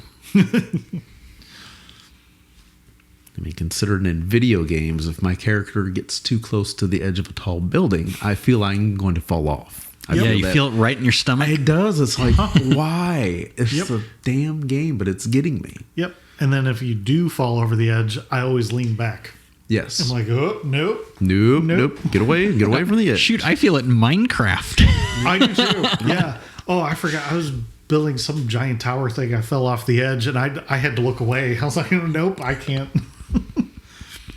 Brad, usually I'm like cussing all the way down. I'm like, oh, motherfucker, god damn it, there goes all my shit. Yeah, there might be a little of that going on with me too. You remember, were you at the Microsoft store that day that the person was playing the VR headset and they started falling down and knocking stuff over because of what they were experiencing in the VR game? I might have been, but I don't think I was out there actively. Like the person just like fell backwards and knocked that little stand that we had at the back of that, and something fell.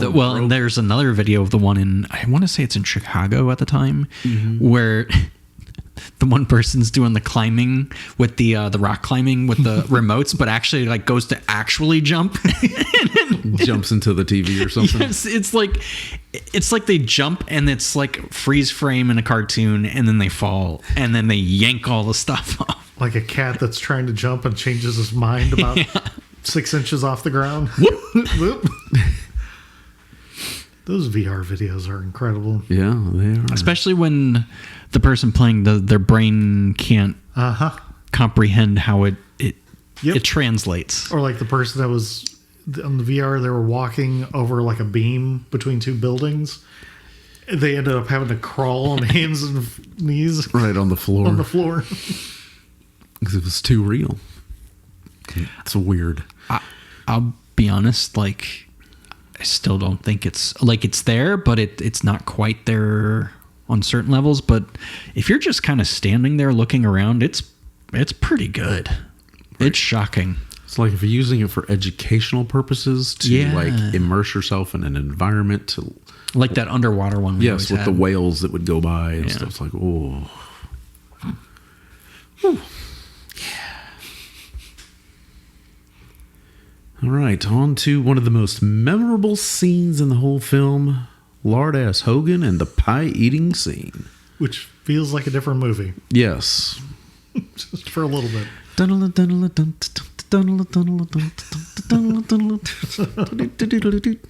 Three Stooges there. We'll fix it in post. Yeah.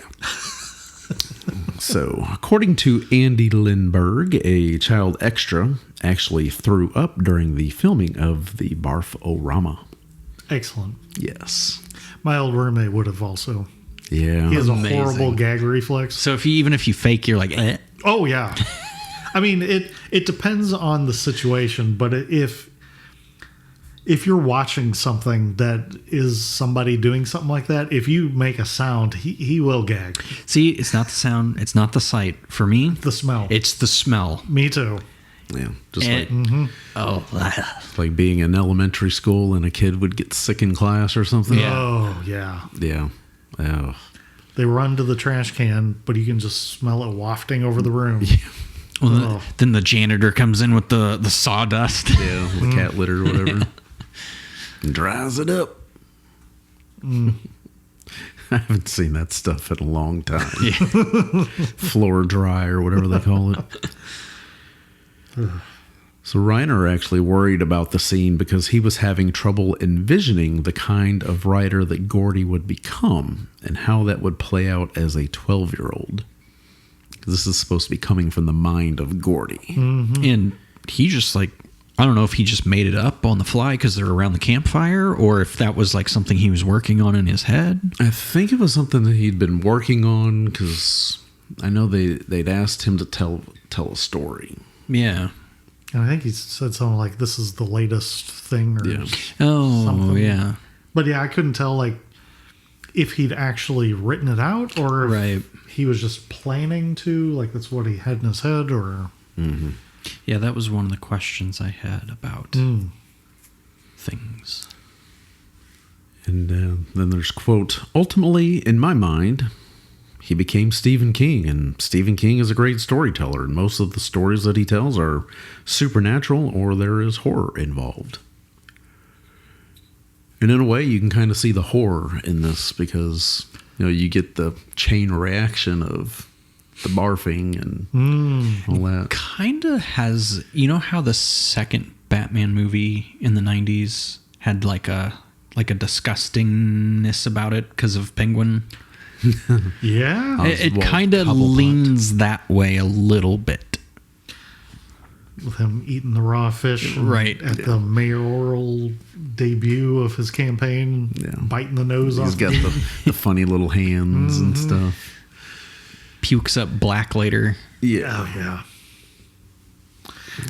He could go for a nice glass of ice water. Danny DeVito. Was he really acting in that movie? I don't know. So he decided to just go over the top with it and make it cartoonish, the way it would appear in a young boy's mind. According to Reiner, the audience went crazy for it, justifying the decision to leave it in. I mean, seeing Lard-Ass, the whole story, the way that Gordy is telling it and explaining everything, and then they're playing it out visually on the screen, but Lard-Ass had other plans. Today was going to be the day. Part of me almost wishes they didn't show it, but the other part of me is glad that they did, because there is an art to, as you're watching a movie, they're telling a story, but that's all they're doing is they're telling the story, and you're thinking of imagining it in your way. And sometimes I feel like that works better. It's funny you say that, because most Stephen King adaptations, they're great on the page, but then you try to adapt it on screen and it becomes silly. It loses something in the translation. Now, do you think the story would have been different had it not been from Gordy as a 12-year-old, but Gordy as the writer age, Richard Dreyfuss's age? The different explanations if you're hearing it from young Gordy versus old Gordy. Oh, well, I think old Gordy is going to be more down to earth. Oh, for sure. And it's not going to be over the top silly, whereas a 12-year-old wants to exaggerate a little more to get the point across. Yes. And you're trying to entertain people. And around a campfire. Yes. Right. Other kids. Know your audience. Yeah. Entertaining kids. Mm-hmm. Because, I mean, you got Lard-Ass drinking the castor oil. Which you don't see right away. No. They like a Stephen King story, you feel sympathy for the character. Mm-hmm. You see that he's picked on. No one takes him seriously. Everyone kind of hates him. Right. But then later he's got a plan this whole time. Here's what his plan is. And now you're like, oh, it's showtime. Oh, it's showtime. You're on his side. Yep.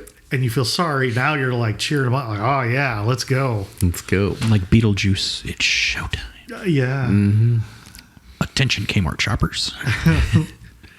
Also, that was one of my other questions I was going to ask. When he's eating the pies, it almost looks like he's just shoving his face in the pies. Right. He's eating just like he's just having just a little piece of the spot. middle. Yeah. Right. Like the other people sitting up there, like they're actually eating. I know they're kind of going around the entire going around. pan. He's just next. Right. Next. Could have been a little more movie magic there. Yeah, like have him shove his face in the pie, maybe eat like 2 bites, at least then move the face around. Yeah, and then like maybe pull most of the pie out, and then make it look like, oh my god, he's cleared the plate. What a Lard-Ass! Because I know a lot of like food competitions, like you have to eat a certain amount. Oh sure. Before you can move on to the next. Right. Joey Chestnut. That's how it works. Hot dogs. Ugh. I am not a fan of watching the hot dog eating contest. God, every time I think of a hot dog eating contest, I just think of the one guy that can inhale them and then spit them back out. Yeah. I don't know if that's that Vine or whatever that was back. Oh God, or a little earlier internet, but I think my problem with the hot dog eating contest is the easiest way to eat them is to swallow them whole, soak them in the water. Oh yeah, to soak the bun makes it mush. Oh, which you love exactly. That texturally, that's Justin's favorite. I mean, they dunk the whole thing in water and just chomp, chomp, chomp. It's gone, and just thinking of that soggy bun, and it's not even flavored water; it's just water. It's just plain water. It's not like you're dipping it in like an au jus or beef broth or something. Yeah. Plain water, and after a couple of those, you got little remnants, red remnants floating in your water. Oh, I might start doing the gagging. Gross. Oh. It's like the mayor of the community was against Lard-Ass. Everybody. Yeah. The guy that had won like a couple years in a row gives him a look and a "Don't you even fucking win, asshole," or whatever, you fat fuck, or whatever he calls him. Wow. Okay. And it's like every time I'll show you. Right. Yeah. Every time he would say "next," the guy would kind of like look over while his face is still eating the pie. That's like the Coney Island hot dog. It's just, you see, sometimes they'll look over like, how are you 30 ahead of me? Right. What is this? Well, at that point, it's like, well, shoot, do I even try hard anymore? I mean, right. Do I want to make myself miserable for nothing? Do I keep pushing or do I shut it down? If somebody's 30 ahead of me, I think I'm shutting it down. Odds are you know what? I'm going to enjoy this one. Yeah. I'm actually going to put some mustard on and enjoy this one. Just sit back in my chair. Yep. And not dip it in water. Oh. Yeah. Soggy bread. Good band name. But the visual effects of once his stomach starts gurgling and he lets loose and everybody, the chain reaction, you kind of see everything. Yep. Like you could, like a hose, like they're turned sideways, but the hose is behind them. It's like the depth perception. Yeah. You could tell it's. And which plays into the cartoonish of the child's telling. Yeah. Yes. So it all checks out. It just makes you think of the Monty Python, The Meaning of Life, with Mr. Creosote. Or, Bucket. Family Guy. Oh, yeah. Yeah. God, what was that they... I don't...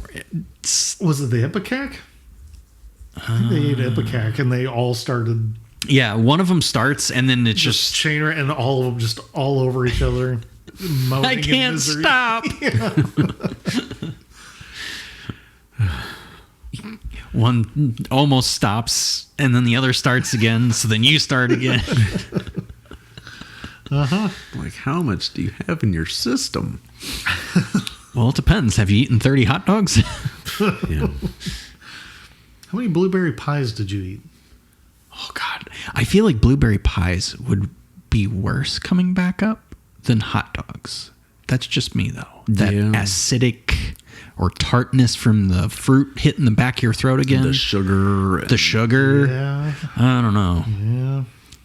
And the crust. Ugh. Mm-hmm. And of course, the stains. It's going to come from blueberry pie. Oh, yeah. Yeah. Ain't getting that out. Because you notice how everybody there was, almost everybody was wearing white. There was so much white, white tent, white outfits. It's hot out. Yeah. Well, summertime. 50s. No. There would be a lot of white or lighter clothing in the summer. So it was before. Extra stainy. It was before Labor Day, is what you're saying. Oh. Most likely. Yeah. It's taboo to wear white after Labor Day. That's what they say. But I still think my favorite part of that is watching the people throw up on the benevolent of Order of the Antelopes. Yeah, that's all over those guys. Isn't it the wives? The wives are puking on top of them? Something like that. And then the twins throw up on each other. And then you see, like, from Lard-Ass's point of view, and everybody is puking on each other. He's just sitting back, smiling and taking it all in. He's like, yeah, look what I created. Look at this destruction. I think my favorite part of that whole sequence is right afterwards, whenever they're like, and then what happened? It's like, well, no, that's it. That's the ending. I know. Well, that sucks. Which is, the big criticism of Stephen King stories. Yes. Great story, terrible ending. Yep. It's got to be tough to close something out. I mean, you look at things like... Well, especially just talking about it around a campfire. What do you mean? That's just it for now. Well, and there is nothing to wrap up. I was like, what else do you need? Well, yeah. What happened to Lard-Ass? He lived happily ever after ever. Well, what do you want? Yeah, I mean, all that matters is he got picked on. He got treated like crap. He got even. He's happy. Mm-hmm. End. That's the end of the story. I mean, that's the revenge is the end of the story for me. That's great. Yep. Right. He got revenge and he's pleased. Mm-hmm. That's the end of the story. But, of course, to a 12-year-old boy, you know, they're wanting more. Give me more. Right. I want a sequel. Right. This is great. You had me. And then what adventure did he go on? I don't know. I haven't come up with that yet. Well, that sucks. Right. Well, he went to the hospital to get the rest of the castor oil pumped out of his stomach. Yeah. Then he went for lunch. And then he didn't poop right for a week. Right.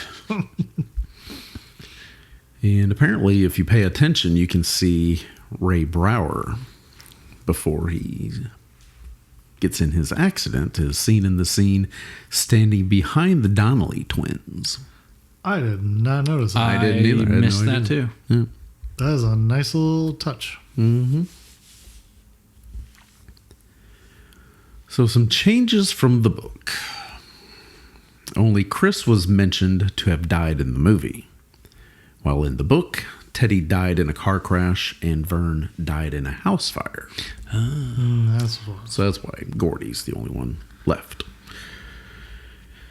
At the end of the book, Gordy is kicked in the groin and has his nose and fingers broken 2 days after the confrontation with Ace and his gang when they found the body. That's a very Stephen King thing. Yeah. People tend to have bones broken and groins kicked a lot. It goes back to that well a lot, huh? Yeah. Let's see. Which one do I go? Groin kick and Let's see, they're getting broken revenge, bones. Kick him in the nuts and break a bone. Okay. Yeah, let's see. Break some fingers. Yeah, because he shot the gun. So he's holding it in his hand. Won't do that again. Mm-hmm. Mm-hmm.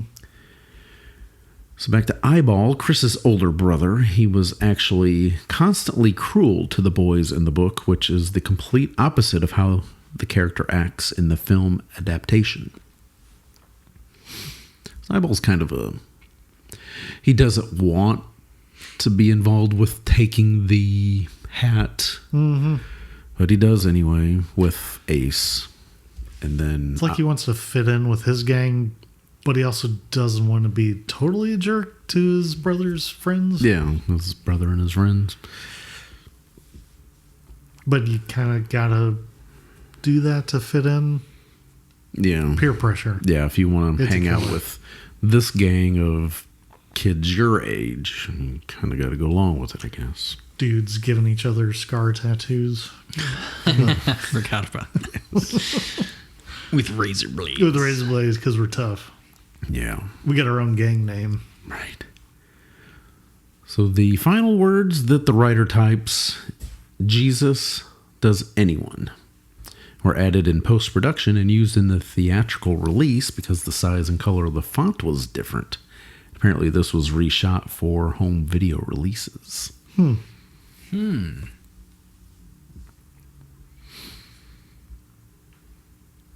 So, a couple questions about the movie. Whatever happened to Ace? Was it typical bully mentality that he never followed up to try to get back at Gordy or any of the others? Obviously, the book is different. Well, it's also possible that he did do those things to him. It just isn't mentioned in the movie. Right. Like, sure, it was left out, but he doesn't seem like the type of person to just let things go. No. He seems pretty much when he's got something. Go get you. Yeah. Might not be today, and it might not be tomorrow. Yep. But it's coming. It's coming. Just know, and it'll be when you least expect it. And that is the feeling that you get when he and the gang leaves from the body scene. Mm-hmm. But you kind of feel that the writer would have said something at the end. You would think. And Even my nose just broke. in passing, just something short. Right.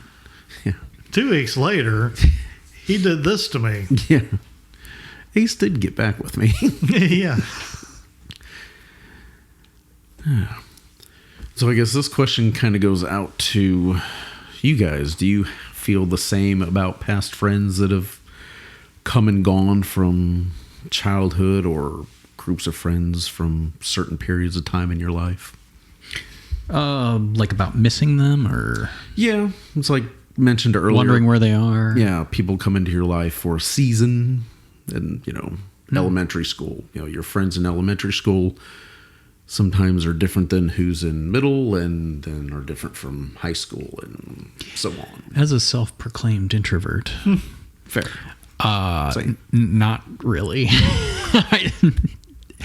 Unless, either we went through something very specific or had a really tight relationship to begin with, which in that case, probably still talking with those people to some degree. Mm-hmm. Maybe not as much as we would like. Kids. Yeah. Yeah. I mean, I definitely get the seasons thing, had some different friends in grade school, different friends in high school, obviously different friends in college, and now even.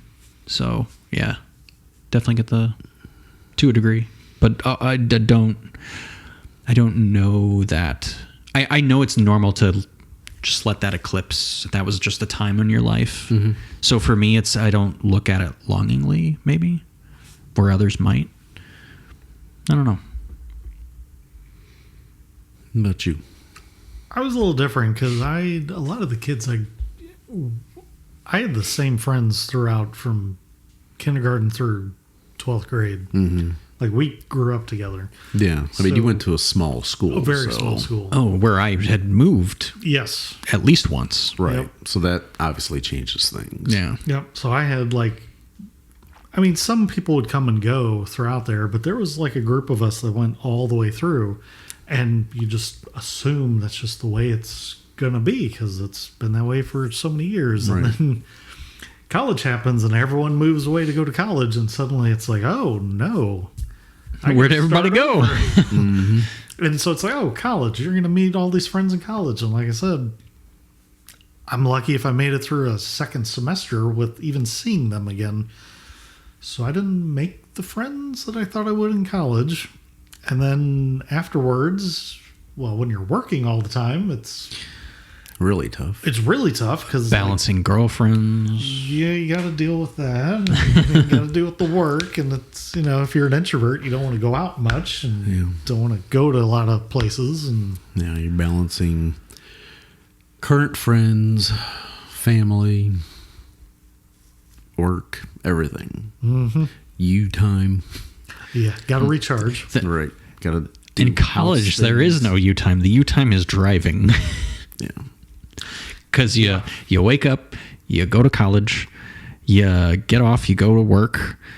You might squeak the other way around. Or the other way around. You might squeak in some friend time even after that. Might get 4 hours of sleep because you sleep 2 hours in class. Somehow still pass. You got those projects you got to do middle of the night because it's due tomorrow. Yeah, I'm supposed to study. I was supposed to write 30 pages this whole semester. I have to write 30 pages tonight. Mm-hmm. Or in my case, I had a feature-length script to write throughout a semester, and in typical, it deleted. Oh, I was about halfway through, and it deleted, and I had half of it due, and I spent. My dog ate my homework. Oh, I emailed the teacher immediately. I was like, oh my God, this thing just deleted. I don't know what I'm supposed to do. And he's like, don't force it, because if you force it, it's going to be terrible. Just do the best you can. And I had 60 pages of script due, and I want to say in 12 hours, I was able to do about 35 pages or so. And this is like from 4 in the afternoon till about 4:30 the next morning, just Mountain Dew all night, and God, I could barely see straight, and like, this is as much as I got. And he's like, that's good enough. And then, for the next couple weeks, it was like, all my free time was just spent doing on the stupid. I didn't finish the full thing, but I got sort of close. There you go. But you passed. Oh yeah, I passed. Yeah, that's the important part. Yeah, I never had any trouble passing.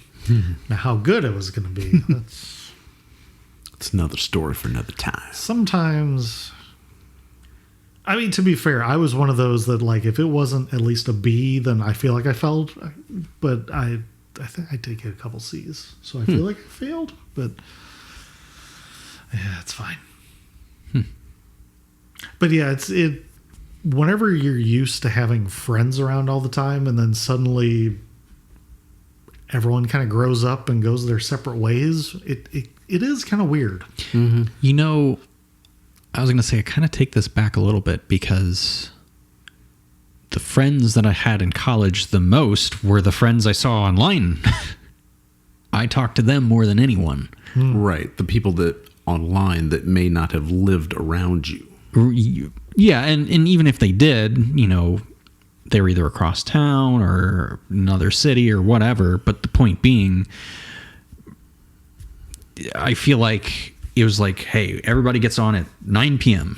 So, and we talk till 4 a.m. or whatever, because we had jobs that would allow for that.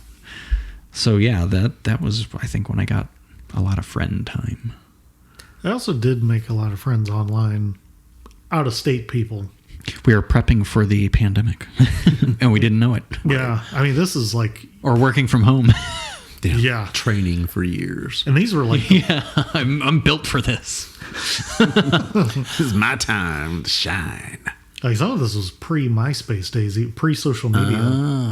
Like, you'd meet friends, and you'd be friends for a few years, and then people wouldn't be on as often, and people wouldn't respond as often, and next thing you know, like, oh, I haven't talked to them in 3 years. Wonder whatever happened to them. I don't know. Yeah, I do have some online folks like that. I mean, one is still a PlayStation Network friend. I see his name there all the time, and I'm like, I wonder what you're up to. I haven't ever sent him a message or anything, because I still occasionally talk to a few of mine here and there. Yeah. Different groups that we've had over the years. Yeah. We're from like baseball message boards and stuff from like 2005 on IGN boards. Like, geez, what are you up to, Casey Tigers 23? Still championing those cubbies? Not what is it? Osaka Tigers? Or... No, I know Japan has tigers somewhere. They do, yeah. There's a few teams over there. Yeah, a couple. But don't talk about baseball, religion, or politics.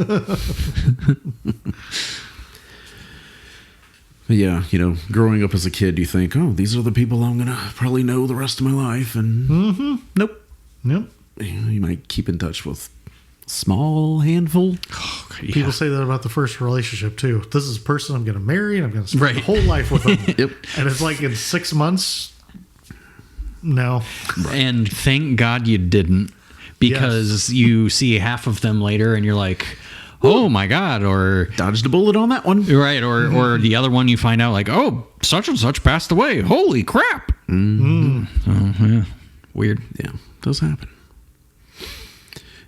Kids from like kindergarten, first, second grade that just you really grow attached to them because you have the same interests and you play the same games and same toys and stuff like that, and then they move, and of course, this is in the early mid '80s. There's not many ways to keep in touch. Yeah.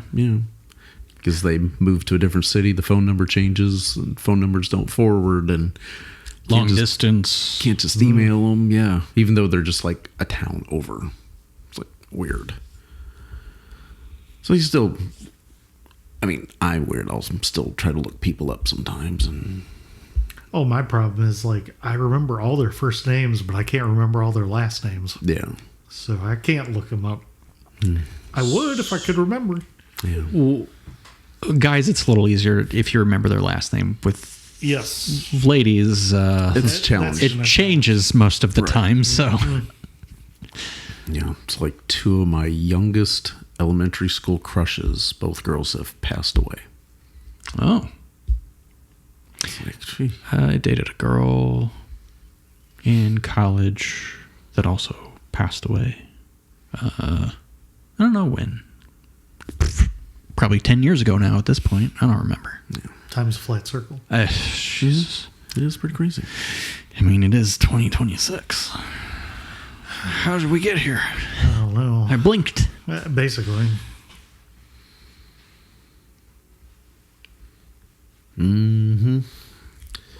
I thought that this film, very similar to the style of Christmas Story, Sandlot, Wonder Years, where you've got a narrator kind of walking you through what's going on as they're flashing back. And I kind of love that, like, not soft, but like that really even tone, engaged narrator. Kind of like the Wonder Years or this. Goldberg. Something about that I really like. And also, it seems like a lot of those that have that narrator, like I know a lot of people don't like the narration for most movies because they're like, oh, you're saying too much and not showing it. I get that, but to me, a lot of movies that do this, and this is a perfect example of this, they feel more literary. They feel like they have like a good source material. It's like you have to have the narration to fill in the gaps. Right, like yeah. Like they're starting a new scene and he's setting up the scene. And then the scene unfolds. Yeah, I don't know. I'm not saying it works for every movie. I'm saying when movies do it and they do it good, it's great. Oh, yeah. It'll elevate a good movie to a great movie for me. Is it Goodfellas? Does Goodfellas do that a little bit? There is narration. Yeah. Yep. Yeah, Ray Liotta's character. Yeah, that's it.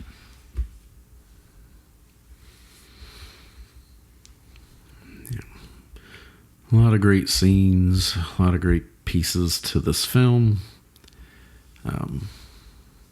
Vern obviously forgetting the secret knock that we mentioned. Vern also spending about 9 months digging for the pennies after his mom threw away the map when cleaning his room, which is when he overhears his brother or some people, the two boys, talking about the body. And the only reason they went on the little adventure to begin with. Yes. And then Gordy's mom is also Lorraine's mom in Back to the Future, and the mom in Gremlins, as we mentioned. Mentioned Teddy has a death wish. He's kind of wearing Buddy Holly style glasses. It seemed like it's fitting. Yeah. like a couple quotes from this. Ace, when playing mailbox baseball, I'd like to finish the game before I start collecting my Social Security. That's good. And the boys talking about Annette Funicello's tits getting bigger on Mickey Mouse Club. She's filling out. Back to the baseball aspect of smashing mailboxes. So, because I lived out in the middle of nowhere, our mailbox got smashed a few times. And it wasn't you? No. Okay. Well, it's the first time that like something like that I could recall where like somebody had attacked our property. So it was like a little jarring and kind of almost scary as a kid. Makes you feel vulnerable. A little, yeah. We had our windows soaped once, and kind of the same thing. I was like, why? It's like, why would somebody do that? Yeah, like who? Why soap a window? So I knew it wasn't anyone we knew because no one lived around us. I'm like, who did this? My dad, of course. Oh boy. Proceeds to build basically a tank for a mailbox. We buy a 6x6 post. Damn. And we screw a bunch of screws in at the bottom. That goes in a giant hole that gets filled with cement. And then from there, it builds a giant wooden structure shell to protect the mailbox. Yeah. One morning we saw that it looked a little knocked over, and we're like, oh, did somebody hit it? Like with the car? Somebody said, oh, a challenge. Yeah. They came back. It looked like they lost. I bet they made your dad pretty happy. Oh, I mean, other than having to stand to back up, yeah.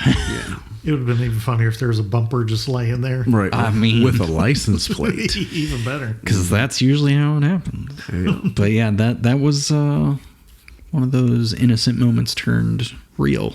And then revenge. Yeah. Chopper was not as badass of a dog as Gordy expected.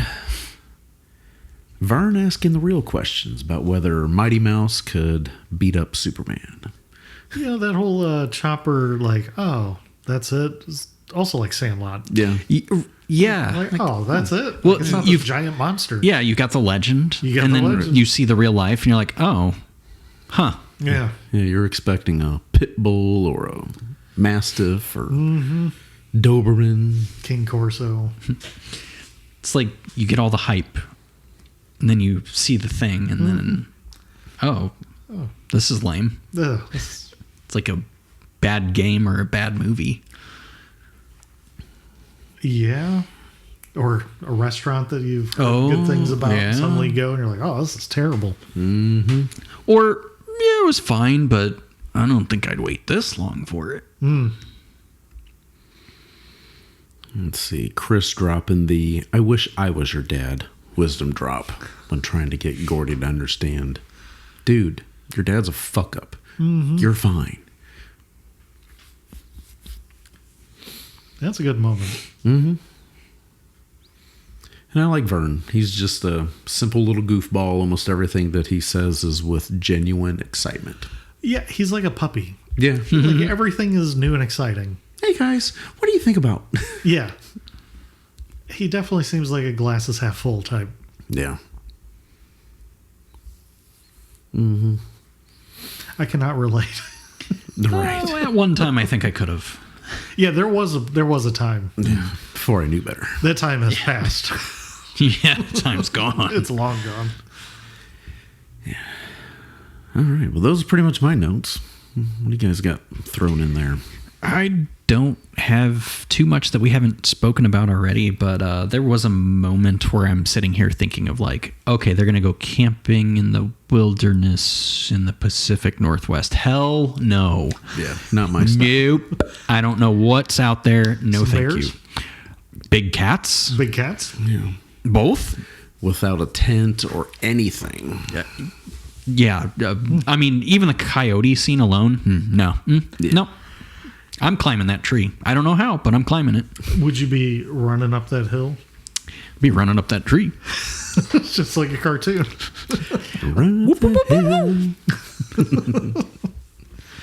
And also, yeah, the leeches. Yeah. Yeah. It's bad enough getting like a tick on you. Yeah, those little dark passengers. Much less those slimy leeches. Nope. I mean, I wouldn't have gotten in the water in the first place. No, just saying. Nope. I don't venture. And again, it's not Florida. I'm not worried about the gators. I'm worried about all the other things. The smaller critters that maybe in some ways are worse. Yes, can do much more internal damage over a long period of time. Yeah. And for once, the one who nobody takes seriously, Vern, would have been correct. Just follow the train. Yeah. Keep on the tracks. Yep. I think we should just... Nope, we're cutting across. Yep. All right. Justin. So I forgot that I had put other famous known Castle Rock settings for Stephen King things include the Dead Zone, Cujo, the Dark Half, Needful Things. I want to say there was even a Castle Rock TV show for a little bit. There is a phrase that is mentioned in here, which every time my stepdad says it all the time when he gets really angry, and I don't know what it means, but every time I hear it, I laugh because I could hear it because something. He'll lose something or he'll break something or he's trying to put something together and it's not working and he'll just piss up a rope. I have no idea what that means, but they say it in here, so I'm like, oh, clearly it's a phrase from back then. Yeah. It's just one of those weird little... Well, I'd imagine pissing up a rope's not great because... I would think not. It's got to come back down. I would think not. Another one is other sayings he likes to say a lot is Christ in the foothills. I have no idea what that means either. He probably says that one more often, but every time I hear it, I start laughing. So it's nice to hear it in a movie. Right. And like, oh, okay, so he's not the only one. So he's not the only one. So he didn't just make this up. Okay. Well, it's good, I think. Maybe. Also, a little detail in I forget his name, the brother's room. Oh, Denny. Yes, he's got a wooden pig on the wall that it says pride, integrity, and guts, which is an acronym for pig, P-I-G. I was like, that's kind of clever. I wonder if something to do with maybe a school in the area. I wasn't sure if it had to do with a mascot or the college he was going to or gonna go to or I don't know. Also, Ace and his gang versus like the four boys. It's like straight out of It. How you have like the bullies and then you have the losers club. Like it is very similar. Again, he kind of likes that little... Yeah. Or the Hellfire Club from Stranger Things. Just the nerdy kids. And you have the nerdy kids and you got the people that pick on them. And it's commonly used trope, but it's in a lot of Stephen King stories too.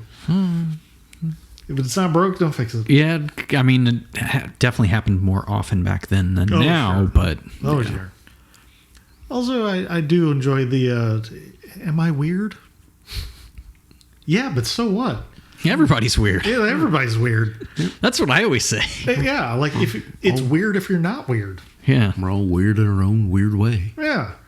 Which every time I hear that, I always think of the one of my favorite lines from The Fog, where Jamie Lee Curtis and Tom Atkins are driving, and he's just driving along, and she's like, "Are you weird?" And he goes, "Yes, I am weird." Why, yes, I am. Yeah. Yes, I am. Now that you mention it. Yeah. Like, I love it when people are just like, well, yeah, of course. You've talked to me. You should know this. But, yeah, I think pretty much everything else because that Lard-Ass scene doesn't turn my stomach, but it sure would turn a lot of stomachs of people I know. Yeah, enjoyed it. Great movie. That's a pretty good movie. Yeah, like I said, hour 29 minutes, easy watch. It's like over before you know it. Coming of age. Yep. And it's like it's a it's got that nice subtext where it's like they're going on the journey to find the body, but it's underneath the surface. It's them confronting death, mortality, growing up, right, overcoming fears, family life, dealing with family life. A lot of subtext in this movie. Oh gosh, a lot of themes. Yeah, I think a good coming of age film has a lot of good themes about it, not Or just it should. Oh yes, of course, of It course, should. Yeah, it did it quite well. It's not one that I revisit often, but every time I revisit it, I still like it. Yeah, and there's so many that so many scenes I forget about. Yeah, like I forget John Cusack's in it. I know. Yeah, every I forget time Richard Dreyfuss narrates it. Yep. Yeah, because you really only see And I forget Dreyfuss you see a couple him. times. Yeah, you see him at the beginning and at the end. Yeah, I don't even With his own recognize him. kids. Wait, like his real kids? Well, not his actual. Oh, okay. But like, Oh, yeah, you see yeah. him with his kids. They're playing his children. And the way They're they react. actors Maybe in a movie. And I love that reaction where he's like, hey, "Damn, we're ready to go swimming." And he's like, "Yeah, I'll be there in a minute." He's like, "Yeah, you said that an hour ago." He always says that when he's writing. Yep, yep. Which something tells me that there is a little. Well, I know Stephen King's thing is like he sets aside like a block of time every day and just writes for that block of time. Doesn't matter if he has anything to write or not. He forces himself to do it every day. But I wonder if sometimes he is like that, where you just get in the zone and you just got to go until you get it out. Well, yeah, I would imagine some of those days are way easier than others. Oh yeah, like you ate right, you slept right, something clicked. Something clicks, Something and clicked. phew, you're off. Strike while the fire's hot. Yeah, all work and no play makes Jack a dull boy. That's right. That's right. How do you like it, Wendy? Oh, yeah. No, definitely a great movie. But before we go, we recently learned that the creator of He-Man and the Masters of the Universe, Roger Sweet, recently passed away at the age of 91 as of the time that we record this. 91, long life, but unfortunately, I think dealt with dementia for a number of years as well, which I think there was even a thing, like a GoFundMe kind of thing within so many years to try to help pay for some of those mental medical expenses, because apparently that's not something that insurance or Medicaid, Medicare, or whatever. not pay here. For. No, definitely not in this country. And the way things are going, it'll not be the case in our lifetime. Sadly. So, yeah. Yay! Yeah, wanted to throw that out there for you He-Man fans. No, this is definitely a great episode, great film. Definitely something I would recommend anybody that has never seen Stand By Me by Rob Reiner. I don't know anyone who hasn't seen it. Yeah, it's... But there's always someone. Mm-hmm. And they should. Yeah. Neat. There you go. Maybe. That could be. Mm-hmm. All right, so I think that does it for this episode of the Back to the Past podcast. Again, thank you to Stark Roofing, All-Star Fence, STL for being our title and studio sponsors, Granite Pros, LLC, Terry Ann the Moon, and Back Photography and Doula Services, Mike Jones of the Lions Den Podcast Network. Again, back to the past podcast.com for everything else. Ratings and reviews, Apple Podcasts, Spotify, or whichever podcast app you prefer. Always appreciate it. And appreciate you telling a friend about the podcast. I always want to hear your suggestions. We have a couple great films that we always seem to come up with in the time in between our recordings that we would like to do. And I think I have a couple of them already picked out. But I think we talked about another one or two before we even start recording tonight. That might be good to throw in there. So, oh, good. Well, I've already forgotten. Yeah. And want to do a couple different things, kind of to change things up from the movie scene, which we've been pretty focused on for a while. So, might make a couple little changes and open to tweaking. So if you have some topic suggestions and segment suggestions. That's what word I was looking for. Let us know. We'll try to work it in. Any last words, fellas? I got nothing. All right. Well, thank you all for listening, and we will talk to you next time when we get back from the past. Why couldn't you have got breakfast stuff like Twinkies and Pez and root beer? The Lion's Den Podcast Network, powered by Stark Roofing. With over 45 years of experience in the roofing and exteriors industry, Stark Roofing is a local, family-owned and operated company that provides excellent customer service and workmanship. Let's Start Roofing. Bring your home back to life. You can give them a call at 636-671-0045 and tell them Spanky sent you. Stark Roofing, proud title sponsor of the Lion's Den Podcast Network and this amazing podcast presentation.